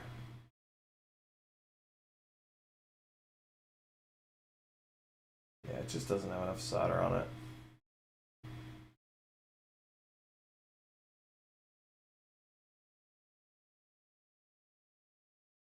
That's the stuff. Much better. It was also kind of starting to pull off of the, move a little bit away from the pad. Yeah, these wires are a tiny little bit too short. I should technically put like 3mm longer wires on here, but this is going to be totally fine. I mean, it's not a rig that's going to get this shit crashed out of it, you know? It's,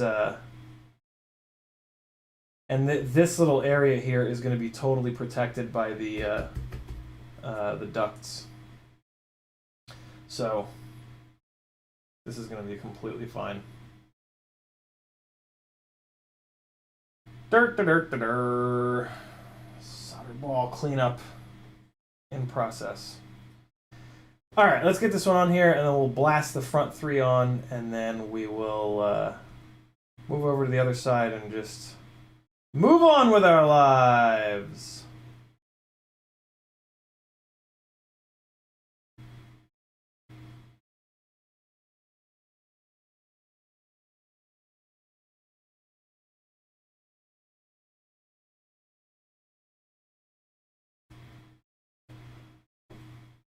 There we go. It's not the prettiest, but it should be fine. Oh no, it's actually totally fine.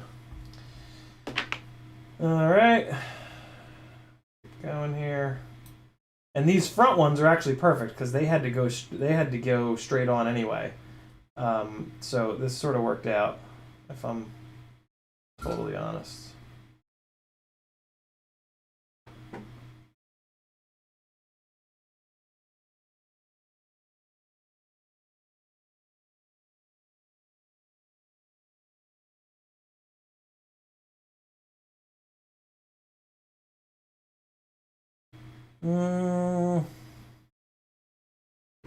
Hold on. Yeah, it's fine. Hard to see. Like these pads being close together like this, it actually like makes it hard to see. Every time I keep thinking that these joints are bad, and then I look at them in the 5x loop and I'm like, nah, it's fine. It's just like this weird optical illusion from them close pads, yo. Melt, solder, you shit.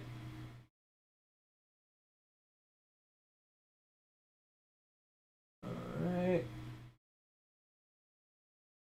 Yeah, you know what it is too? I can't see what the hell I'm doing when I'm on the pad with the soldering iron either. So I'm having to kind of take guesses. Usually if the pads are a little bigger, you can actually kind of like see, and then you can tell like when it's melting, and it's just nice to be able to have a little bit of visual feedback. It's interesting to kind of lose that.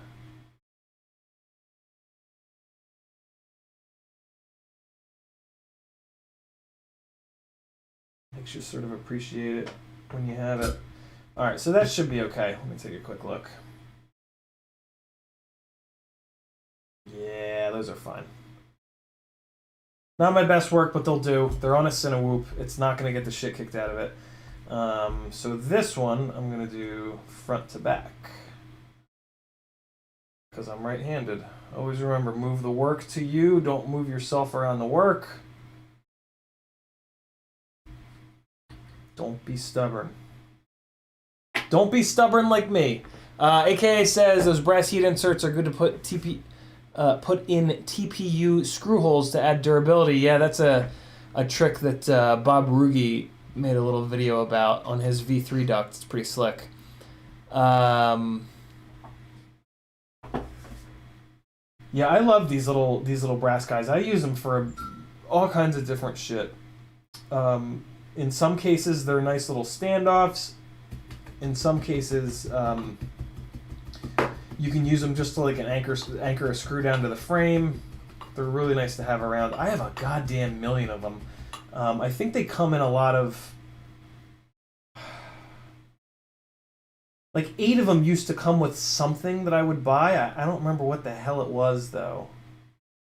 But yeah, I amassed quite the collection of them. They might come with like Fox ear cameras or some shit like that. It was like something very specific. I don't remember what it was. Alright, so let's get this going. Get started on the other side here.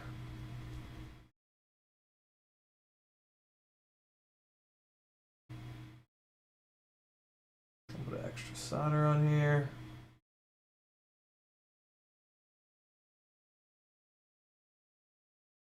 I can see a lot better on this side, only for that first one though. Now the tweezers are going to be in the way. I'm going to have to do this. You guys still see? Sorta? Not really? Move this so there's a little less of a glare. I put this light where I want it, not necessarily where you guys want it. Farts.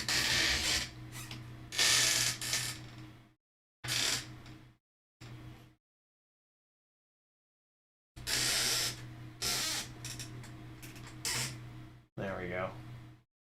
That's where you guys want it, I think. Although I don't know, I'm not trying to run an instructional seminar on soldering here. You guys all are pretty accomplished builders. I don't think you really give a shit. I could be wrong though. All right. Feel free to hit me with any questions that you want in the chat. This is at heart a Q&A stream, but when the chat slows down enough, I will start repairing and building and all kinds of stuff. But yeah, feel free to ask any questions you guys have. Especially those good questions. Those are my favorite kind. Alright, wire number 3 on motor number 4.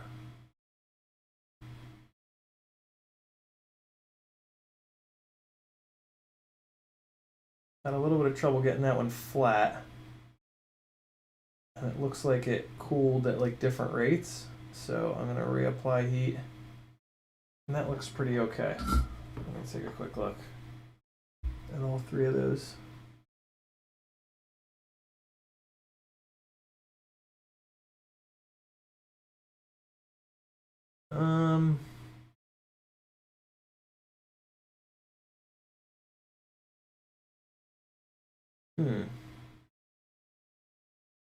Yeah, they're fine. They're fine.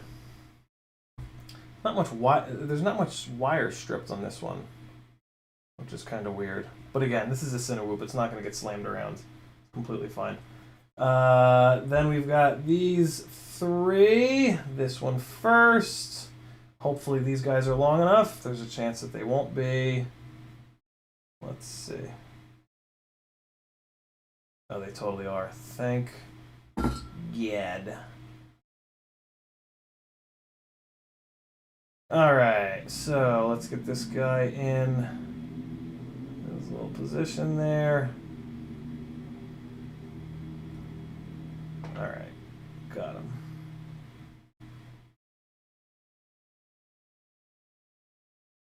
Pushing down with the soldering iron to flatten it out on the pad. Releasing with the tweezers for just a split second when I do that. For it to, because it'll then like slide down in the jaws of the tweezers a little bit. And then you clamp the tweezers again and you hold it in position.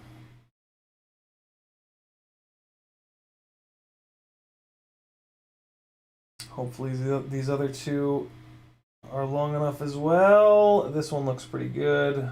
Cool. Alright.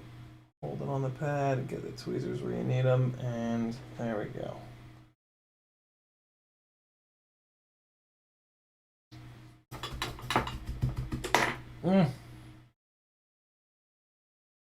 Alright.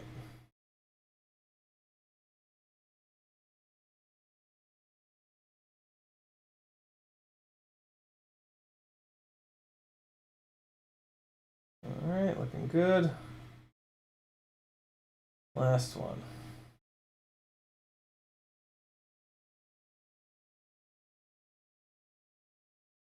Please be long enough, bro. Just barely.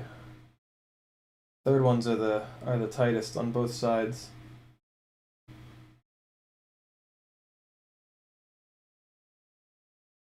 But they are long enough.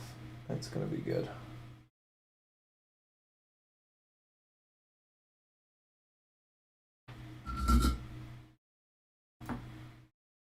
All right. There we go. So we should get some beeps when we put power to this. Let's check it. Technically, I could put this on 6S, but I'm not gonna, because there's 4S right here. Hold on. Let me look at this with the loop real quick, like.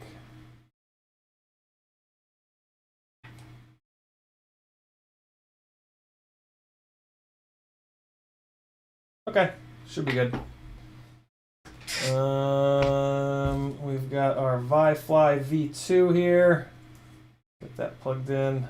So we're only going to get the first 3 beeps because this thing is not plugged into the flight controller yet. But, hey! So I'm going to touch each motor and see if I can feel the beeps in the motor.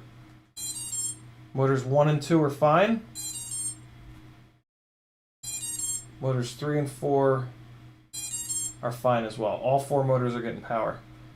So we're good to go. Now all we need to do is make a cable from the ESC to the flight controller. And we'll be all set. And that is now a little bit more of a pain in the ass to plug in because I've soldered these motor wires on, but I can still sneak it on there, sneak it on in there. I just need to see, hopefully this diagram tells me what the pins are. Hey, it does. Okay, great. All right, so with this thing oriented like that, right? It's VBAT TX. Wow, that's a weird pinout. VBAT, then telemetry, then ground, then blank. Or no, and then it's current. Then it's current. VBAT, telemetry, ground, current, and then motors 1, 2, 3, 4. So that's an 8-pin plug. None of these pre-made plugs are going to be like that. There's no shot in hell that any of these pre-mades are going to be set up like that. That's just not happening. So what I'll do is depin one of these on one side all the way, and on the other side, it'll just be a Talon F7, which I think is what this is, right? Yeah, Talon F7 MPU 6000. So let me look at what the pinout is on the computer here for this Talon.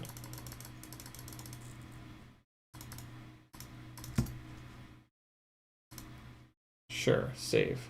Great. Talon F7 pinout. Images. Nope, that's not what I want. I want the MPU 6000. At this one.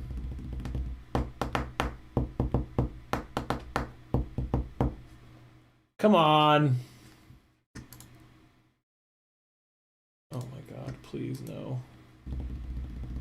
Please stop torturing me.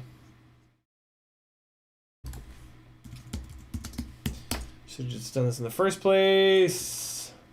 Talon F7 MPU 6000. This is not the version 2 though, is it? Probably doesn't matter. Oh, this is MPU 6000 V3 VBAT. Yeah, okay. This is the V2. Good. There we go. Motor 1, 2, 3, 4. Where's that little cable I had? Okay. So pins up. Motors 1, 2, 3, 4. Current. RX5. ground, then VBAT. So this is not the right side. So that means, in theory, this is the correct. Nope. VBAT is on the outside. This ain't the right one. What the hell? I thought this was a cable that comes out of the Talon F7 box. So it's red on the left. If the pins are up, that's not it.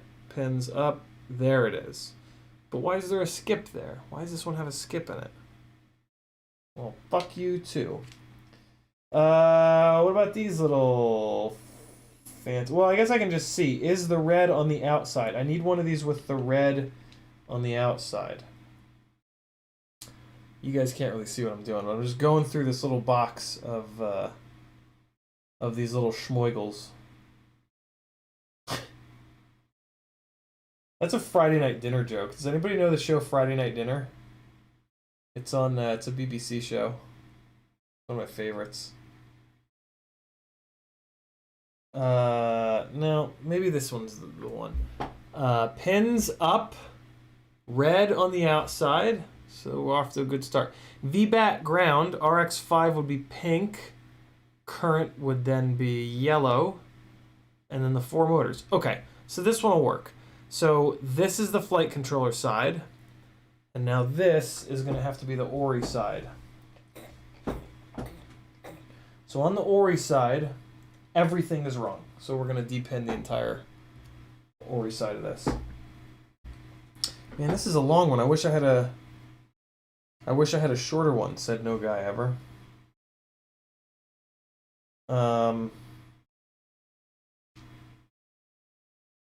Bald.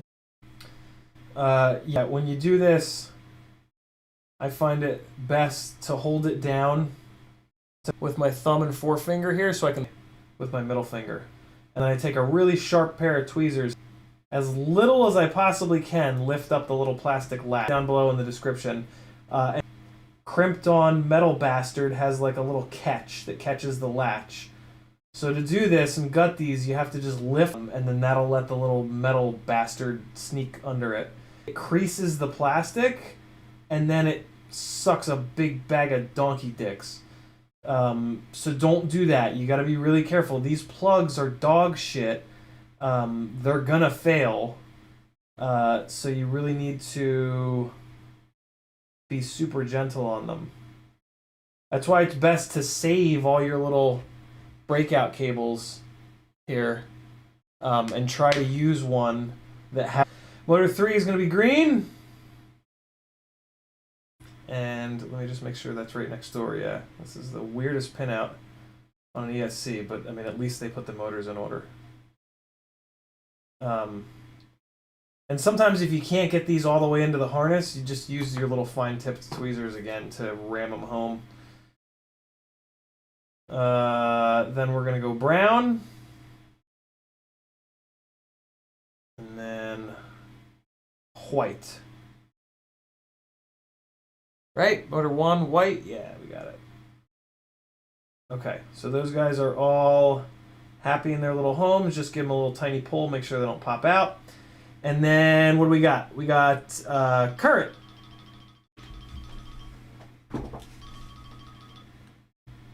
Yo! Hey man, I think the stream is dead. What? Why? Did the stream die? What? Like a couple minutes now. Why? What's it doing? Is it pinwheeling?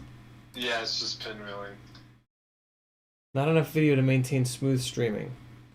Well, what the fuck do you want me to do about that, YouTube?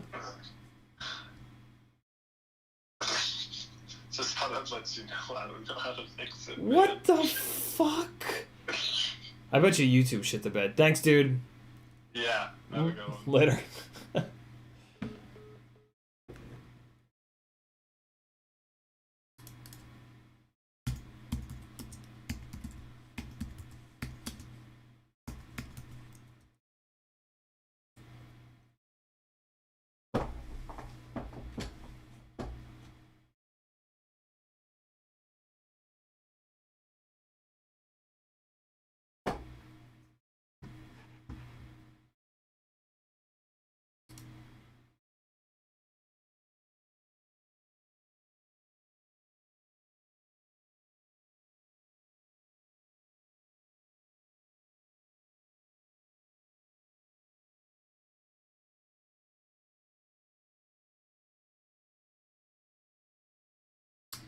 Let me know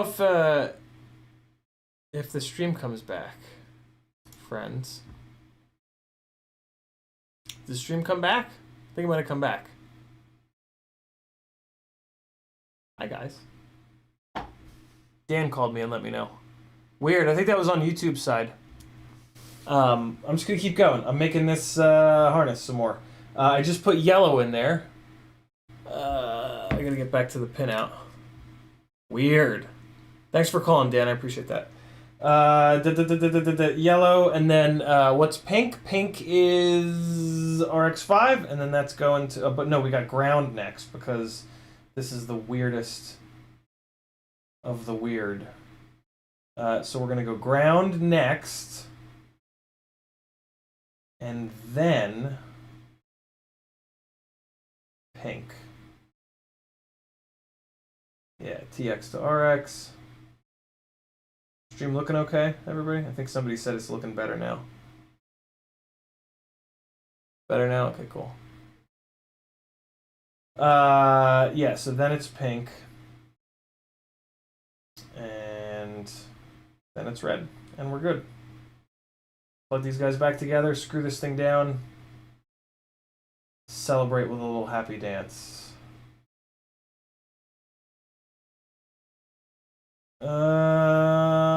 Okay, there's telemetry, and here's VBAT. All right, custom little harness has been made. Now what you want to do is look at all of these and just make sure they're all in there all the way, and I do that with a little 5x loop. Takes a second, and it's really important. Cool, good to go. This is the ESC side. This is the flight controller side, I think. Right? Yeah, I can tell because of the weird pink in between the red and the black. Okay, so this is the ESC side. We're gonna go pins up and motor 1 is white. Good. And that goes into the middle, right? I just like to triple and quadruple check. Because if you get this shit wrong, you can blow the flight controller up. Okay, cool. So that's going to hang out like that. Oh, wait, no. No. I'm backwards. There we go. That's it. All right, so that sits in there like that. And then, so let me... I'm going to get this... I'm going to twist this guy up.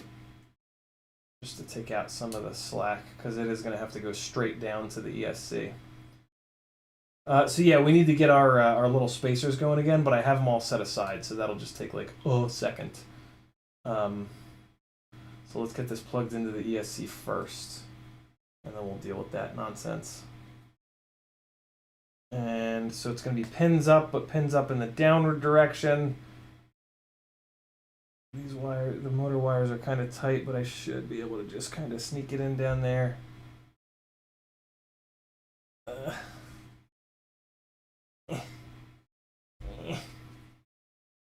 Come on. Come on. Just get in there.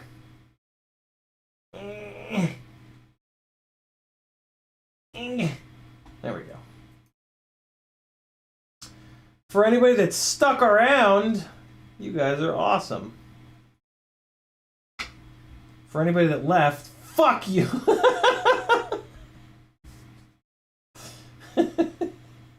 You're not a real fan, you piece of shit. Just kidding, obviously. Alright, cool, that's looking good. So let's get some of these little heebie-jeebies on here. And we'll get these two spaced out. And then I will paint your silver pants blue. You know what's really weird is I was using these blue spacers on here, and I just happened to put blue grommets on the ESC. That's pretty random. The blue grommets were the right ones, I should say, for the ESC for the thickness of the PCB. Rob Oxison says, I triple check those plugs when I have to make them, especially when I mount things weird. Yeah, it's so, like, it's so nerve-wracking. Kevin says, as a sanity check for those plugs, I'll check the continuity on the ground from the battery to the pad of flight controller. Tend to flip those plugs by accident and pin them backwards. Yeah, I used to do that, and then I just decided, like, all right, I'm gonna quadruple check, so because I hate getting the multimeter out. I don't know why I hate it so much, but like I really do hate getting the multimeter out. So I'll like quadruple check them like a complete maniac, rather than just getting the goddamn multimeter out for 3 seconds. It's almost like a pride thing at this point.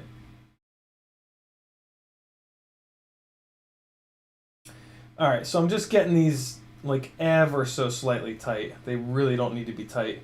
It really doesn't matter on the ESC, but you don't want them moving around.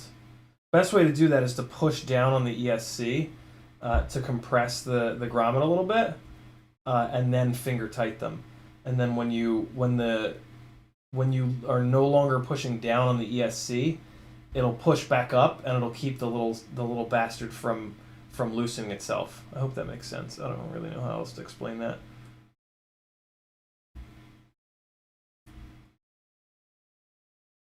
All right, that's looking pretty good.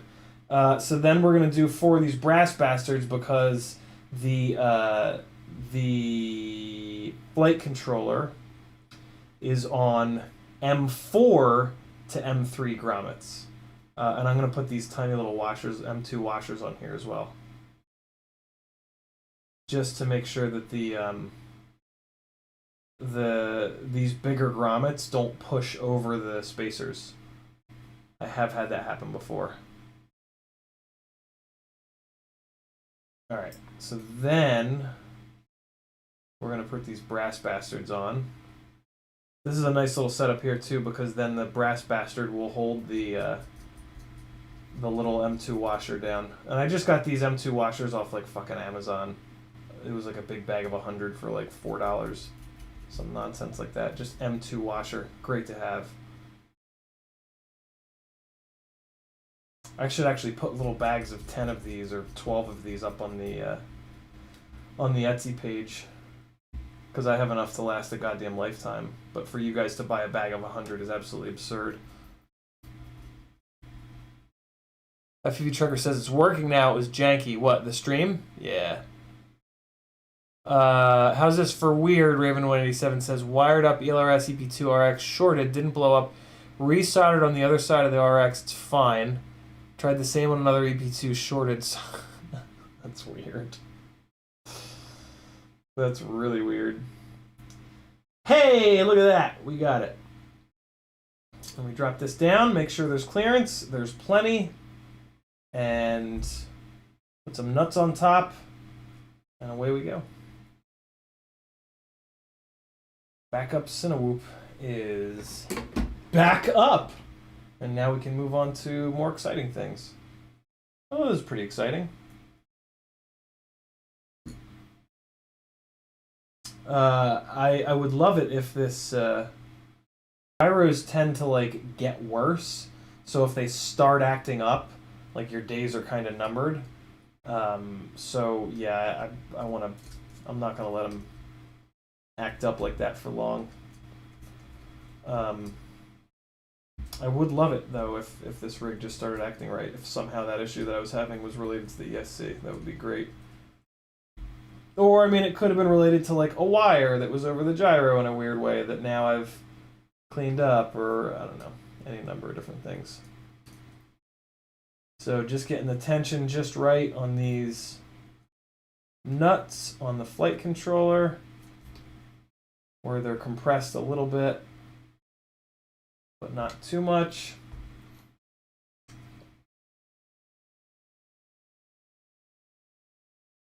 Always err in favor of making them a little bit too tight. And you can kind of get an idea by like looking at the amount of thread that's peeking up above the nut.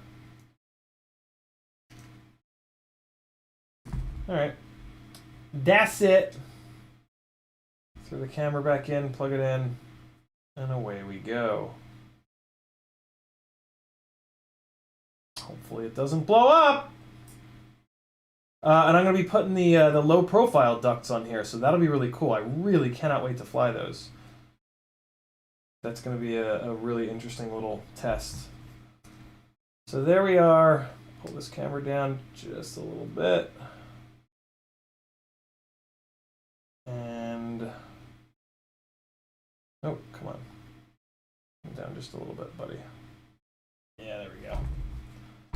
Looking good. Top plate, ducts, and then test flight. What do you think of that, world? Actually, let's throw the ducts on first, because they sit below the GoPro Hero mount, and they make it a little bit. They're just easier to put on right now. All right, we've got some hardware. Hopefully these ducts clear the actual top plate. The cloud ducts, I have to sand the one side of them down a little bit. It's kind of annoying. I mean, it's not the end of the world, but. All right, where are you at, oh, buddy? Get up in there. Oh, you fucker. Come on. Don't be like that. Come on. Good. All right, and yeah, these low profile ducts are interesting. I can't. I don't think I would feel comfortable flying around people with these low pro ducts. I don't know. I'm just weirded out. I'm weirded out by like a fucking finger making its way in or some shit like that.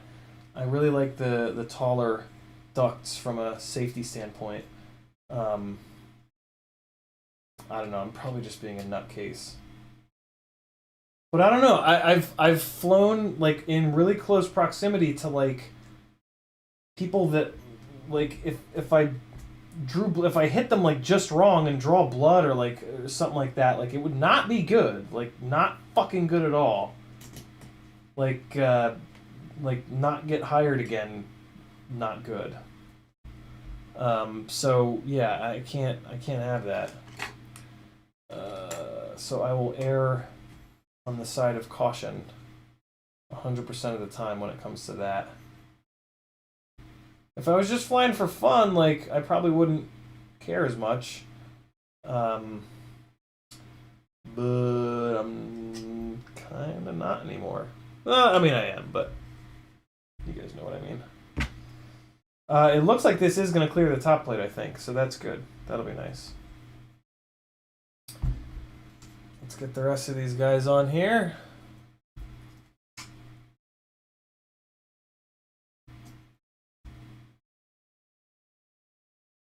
Come on, get on there.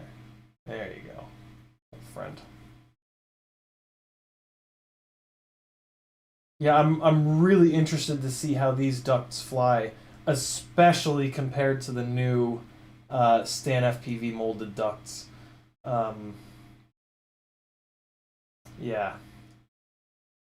And I mean, I'm interested to see how these ducts fly like full stop, because in theory, these ducts should make this like as agile as the Cinesplore. And that thing friggin' wailed, man. Like that thing was cruising around. So it would be really nice. Yeah, these just open up some possibilities. And it's great that they're small like this, because they'll actually pack into my bag a little bit easier. Yeah. These should be really, really nice to have. I'm very appreciative of Brian for printing these for me. I would love it if something like this would get poured and molded, but I doubt it. The stand ducts, I mean, it's pretty amazing that he was able to make those. It makes sense. A lot of people have that cloud frame, and a lot of people have Cinesplores, so it really does make a lot of sense for him to do those. But to then get another version of them, like that would be madness. I can't possibly imagine that ever happening, because he probably had to have like 10,000 of those made for them to become cost effective. So, but you never know if he sells out, you know, of them. Then yeah. Well, now's when we're also going to see if this battery lead is long enough. And I'm starting to get a little bit worried, if I'm completely honest with you guys right now, because it's looking like it might not be long enough. I might have wanted to put the one on without the capacitor and just run the whole thing capacitorless. Well, external capacitorless. But let's just see. Let's just wait and see. FPV Trucker says, I'd like to have built a Cinesplore, but you can't get the parts from Bob's site. Can't get all the parts from Bob's site store. Why not just buy the whole frame? Is it sold out, I guess? Wouldn't surprise me. People are finally talking about it. Alright, so let's see. Is there going to be enough room for that? Oh, yeah. We're fucking fine. Fine, you can push it down a little bit. Yeah, we're good. We're good. Might be a little hard to unplug sometimes. Oh, no, there we go. Look at that. Perfect. And the battery lead can just loop up, and then I can just tuck it down and out. Sweet! I love it. Let's tighten up these last couple of screws. And I think I have a 4S850 charge. We'll throw it on there, see how the battery leads do. Test hover it. And then I think I might go play some Gran Turismo Sport, come to think of it. I probably won't stream it. Yeah.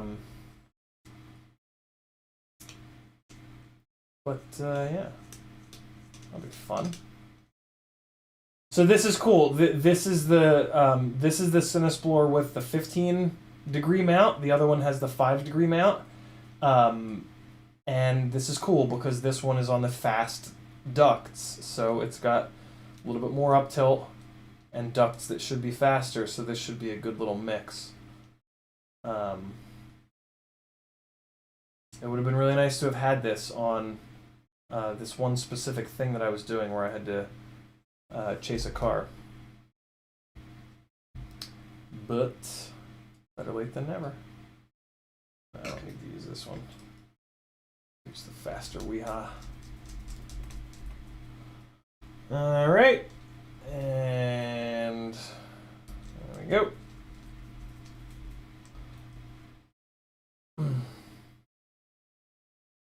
Two rears, and we'll be good.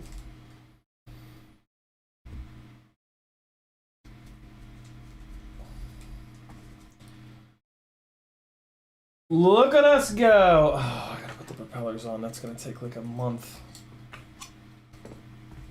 Goddamn T-mount. Son of a bitch. Oh, you know, this ESC might not be spinning in the right direction. Let me troubleshoot that real quick. Ooh, I can use the new wizard. Oh, fuck me. I can't get to the goddamn port. But I did just buy that little 90 degree. Where did I put that little 90 degree? Remember, I was like, here, I got this 90 degree. I'm going to put it over here, and then I'm going to forget that it exists. And I'm never going to use the goddamn thing. Ah, there it is! Let's see. Oh, that's nice. I gotta be honest, that's pretty nice. Oh. Oh, yeah. Oh, that is wonderful. Otherwise, I would have had to remove 3 screws, guys. That would have been fucking tragic. Okay. So it's just a new ESC, but you know what? I'm going to have to flash it anyway. So, this is the first time that it's been plugged into the flight controller. I might as well use the smoke stopper just to be sure. Where the hell is it? There it is. Oh god, it's still plugged in. What am I doing? Well, let's just see. Come on, 5 beeps. Maybe not, though, depending on the version of the BL Heli. I tripped it. Cool. So we got 5 beeps, so that's good. Let me get this battery unplugged because it's at storage voltage. And this battery is fresh. Oh god. Thing hit the ground like a brick shithouse. Not that brick shithouses tend to hit the ground or anything. I am gonna run this on the smoke stopper. No, it's just gonna. I might as well run it full voltage. Let's see if it blows up. Ready? Kabang! Good to go. Didn't doubt it for a second. Okay, let's quickly get into BL Heli 32 and get this thing updated. Connect. And come on, give me the check. Give me the check. Give me the check. Kabanga! Check it. It is on 32.4. Woo! Boy. Old school. This thing's been sitting on a shelf for a long time. Alright, so this is going to get it up on the 32.8. Hopefully it works on 32.8. Maybe it's so... Oh god, I almost just threw up. Maybe it's so old that it won't even work. But I can't imagine that to be the truth. Hi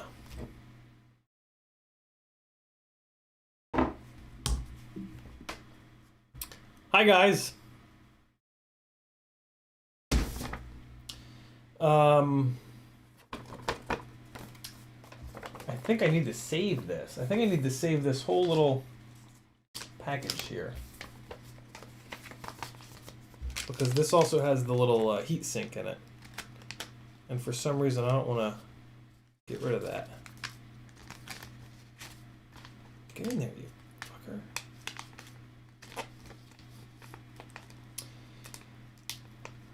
Why is that, Eric?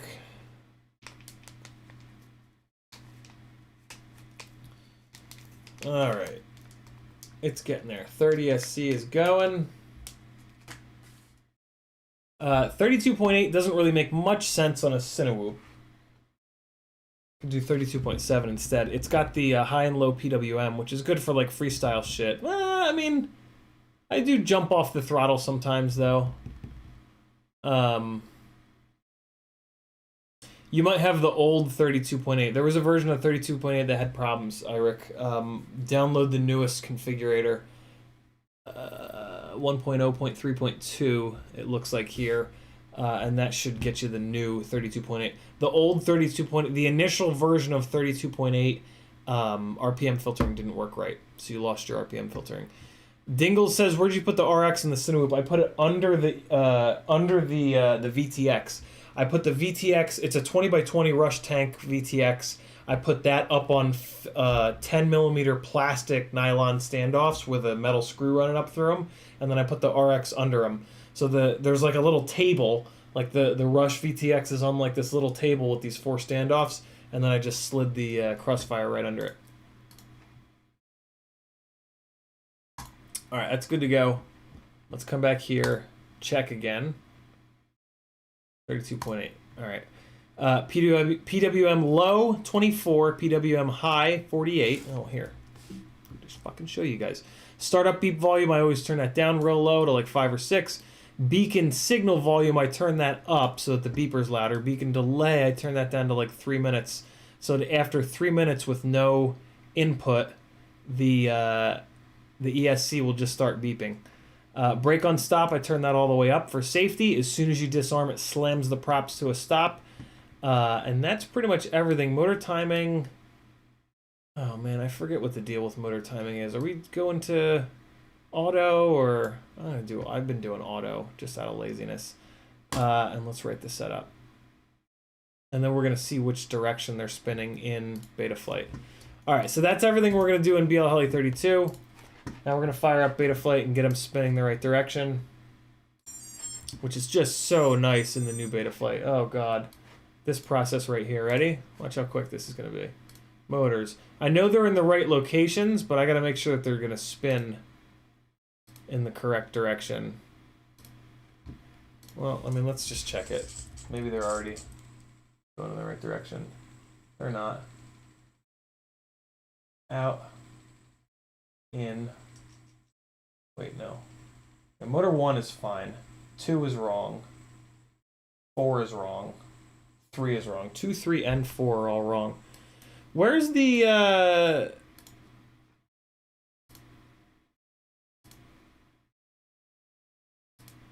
Oh, this isn't on Betaflight 4.3, so I can't change the direction of the motors. That's fine. That's fine. Because motor 1 was the only one that was correct, so that's easy enough. So we're just going to connect. We'll do it in here. Connect, and then check. And then, okay. What did I say? Motor 1 was correct, the rest were wrong? What is that what I said? Why did motor 1 just turn to U? Fuck is that? Motor 1 was correct, the rest were wrong. That's what I said. So let's reverse 2 from normal to reversed. Right setup. Go to motor 3, normal to reversed. Right setup. Motor 4, normal to reversed. Now I could have probably done all 3 of those at the same time, but I didn't know that they were all on normal. If one of them was on reversed and I changed it to reversed, it wouldn't have done anything. It is what it is. Okay, disconnect. And fire Betaflight back up. We'll spin them up. All will be right with the world. We'll do a little test hover. Come on. Be spinning in the right direction, friends. Motor 3 is correct. 4 is correct. 2 is correct. 1 is correct.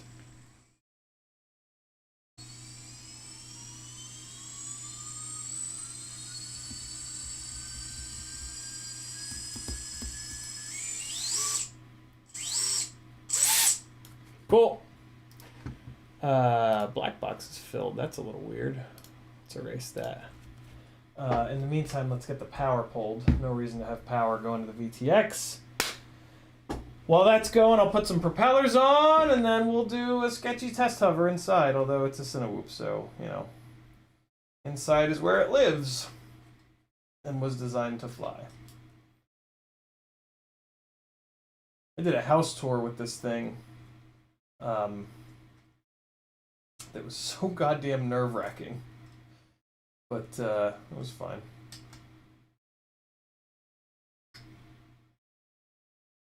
Turned out okay. All was well that ended well. I haven't seen that. I don't really think that got edited. I think it just got dumped onto a real estate website.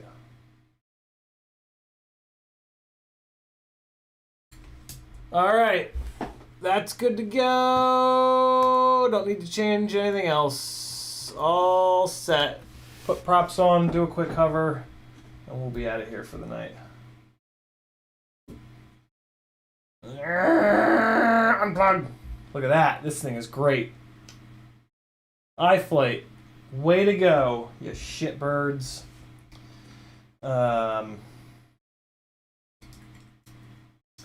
Hey, where do you guys watch It's Always Sunny? Is it only on Hulu? Tell me it's not only on fucking Hulu. Hulu's the only one that I don't have. I mean, I don't have any of them. I don't pay for any of them. But I mooch off of Maggie. And she doesn't have Hulu either, so I'm thinking if that's the only spot to watch It's Always Sunny, then I'll just... I will give in, and I will pay for a streaming service rather than stealing it. For the first time ever. Maybe not ever, but for the first time in a long time. Okay. Bootleg websites. Yeah, it's a fucking pain in the ass though, because it's I want to watch it on the TV on the couch. And And like shows that have that many seasons, like it's a pain in the ass. Like I don't, because I'm a completionist, so I have to get all the goddamn seasons, and then like I don't know, it's just annoying. And there's some other good shit on Hulu that I would love to have access to. I miss Hulu. I miss having Hulu.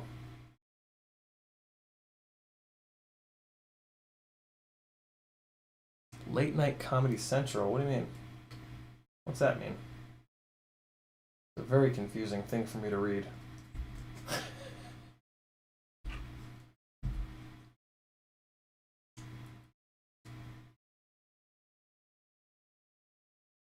Amazon?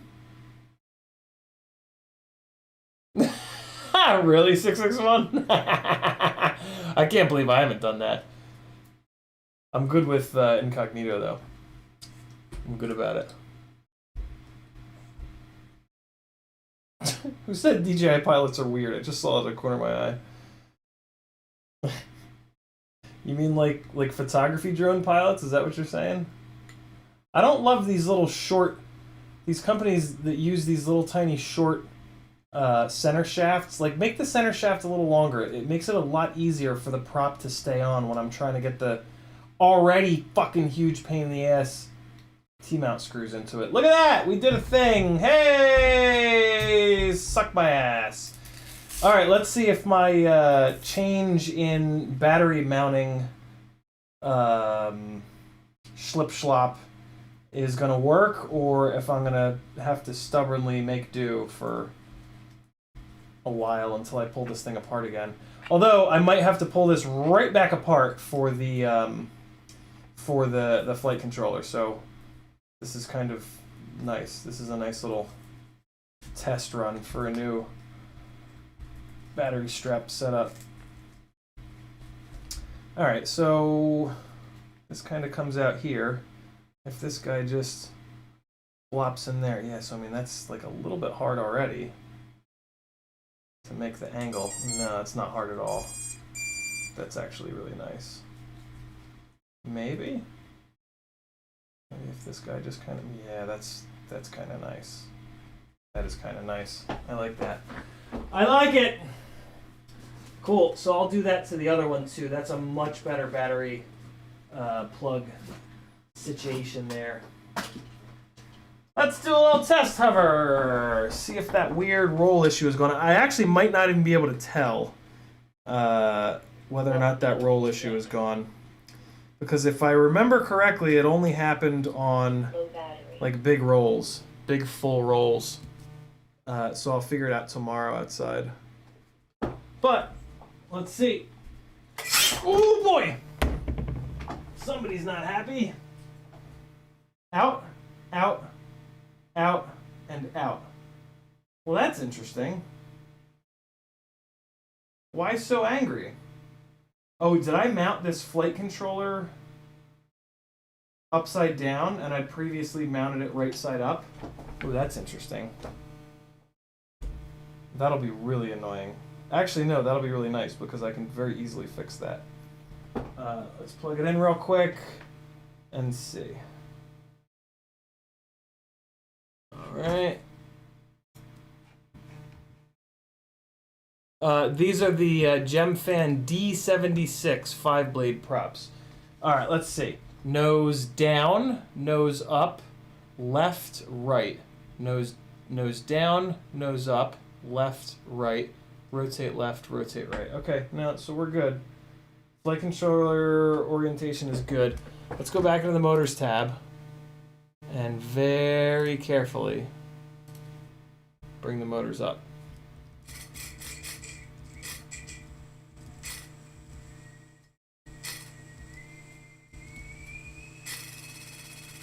This one motor is rubbing, which isn't great, but I mean, it'll be fine. Maybe that one motor was stuck. You know, I bet you that one motor was stuck. Out, out, out, and out. Yeah, I think that one motor was stuck.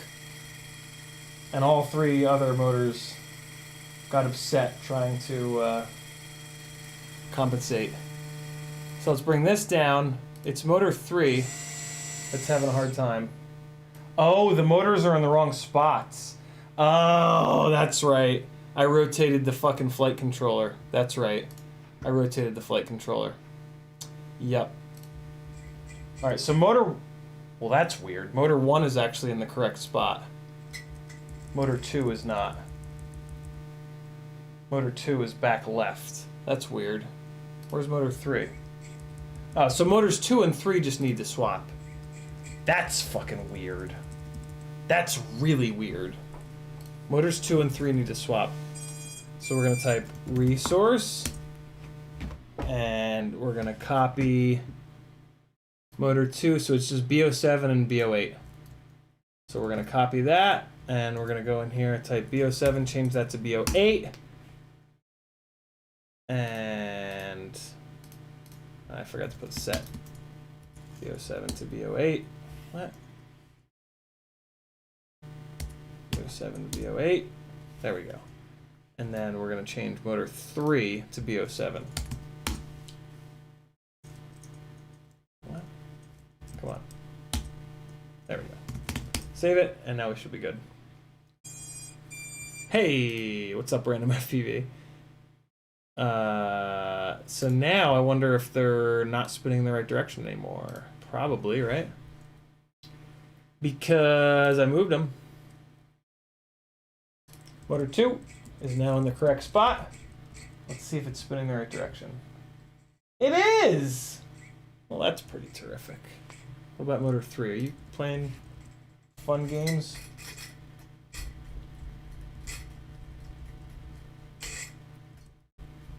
Come on, motor 3. Come on, you can do this. You can do this.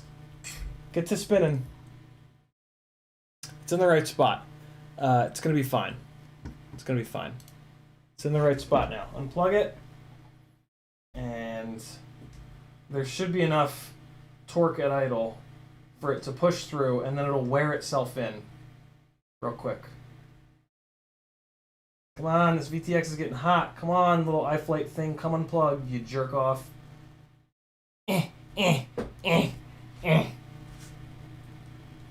Oh god. Okay, it's unplugged. Hopefully it didn't just grenade the USB port on the flight controller. Hey, it's fine. Great. Armin! Hey!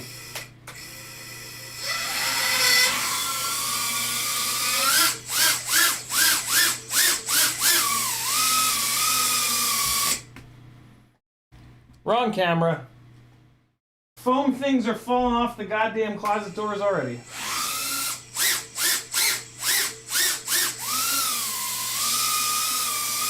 So the flight controller does need to get changed. I think that's what that weird little harmonic that I can hear is.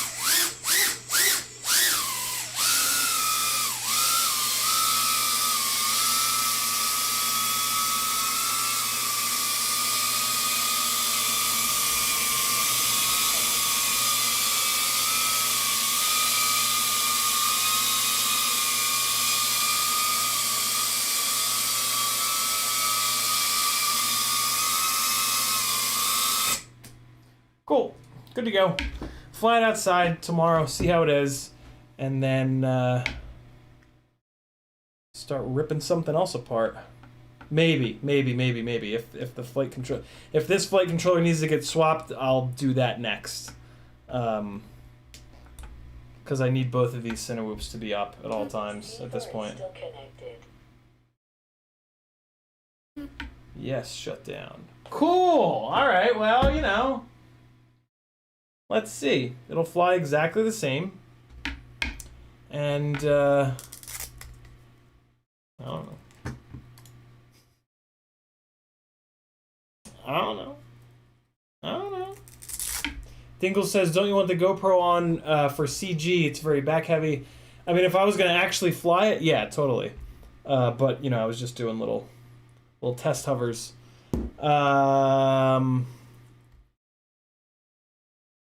Damn, I'm pretty sure this weird little harmonic that I was hearing is from the gyro. But we'll see. I'll fly it outside. Maybe it'll be okay. My fingers are crossed.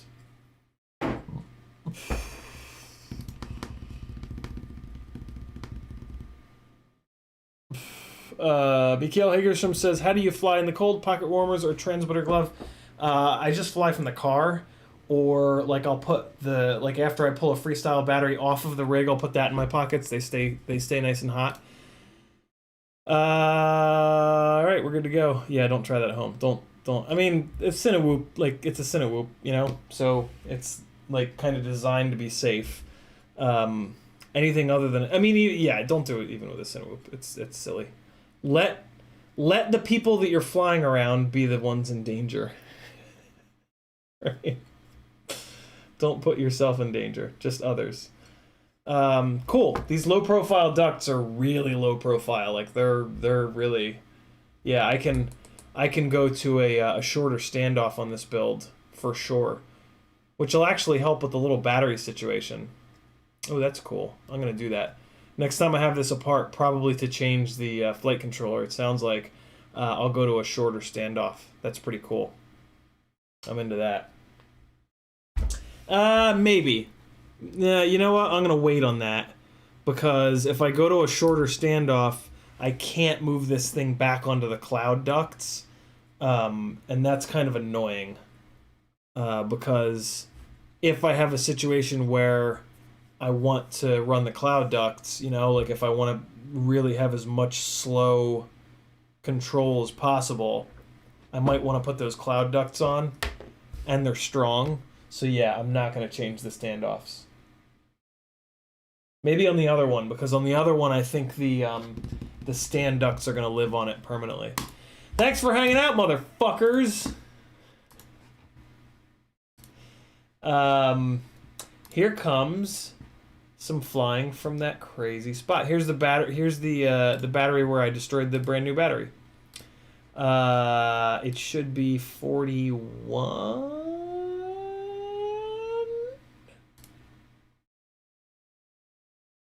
What's this one? What's this one?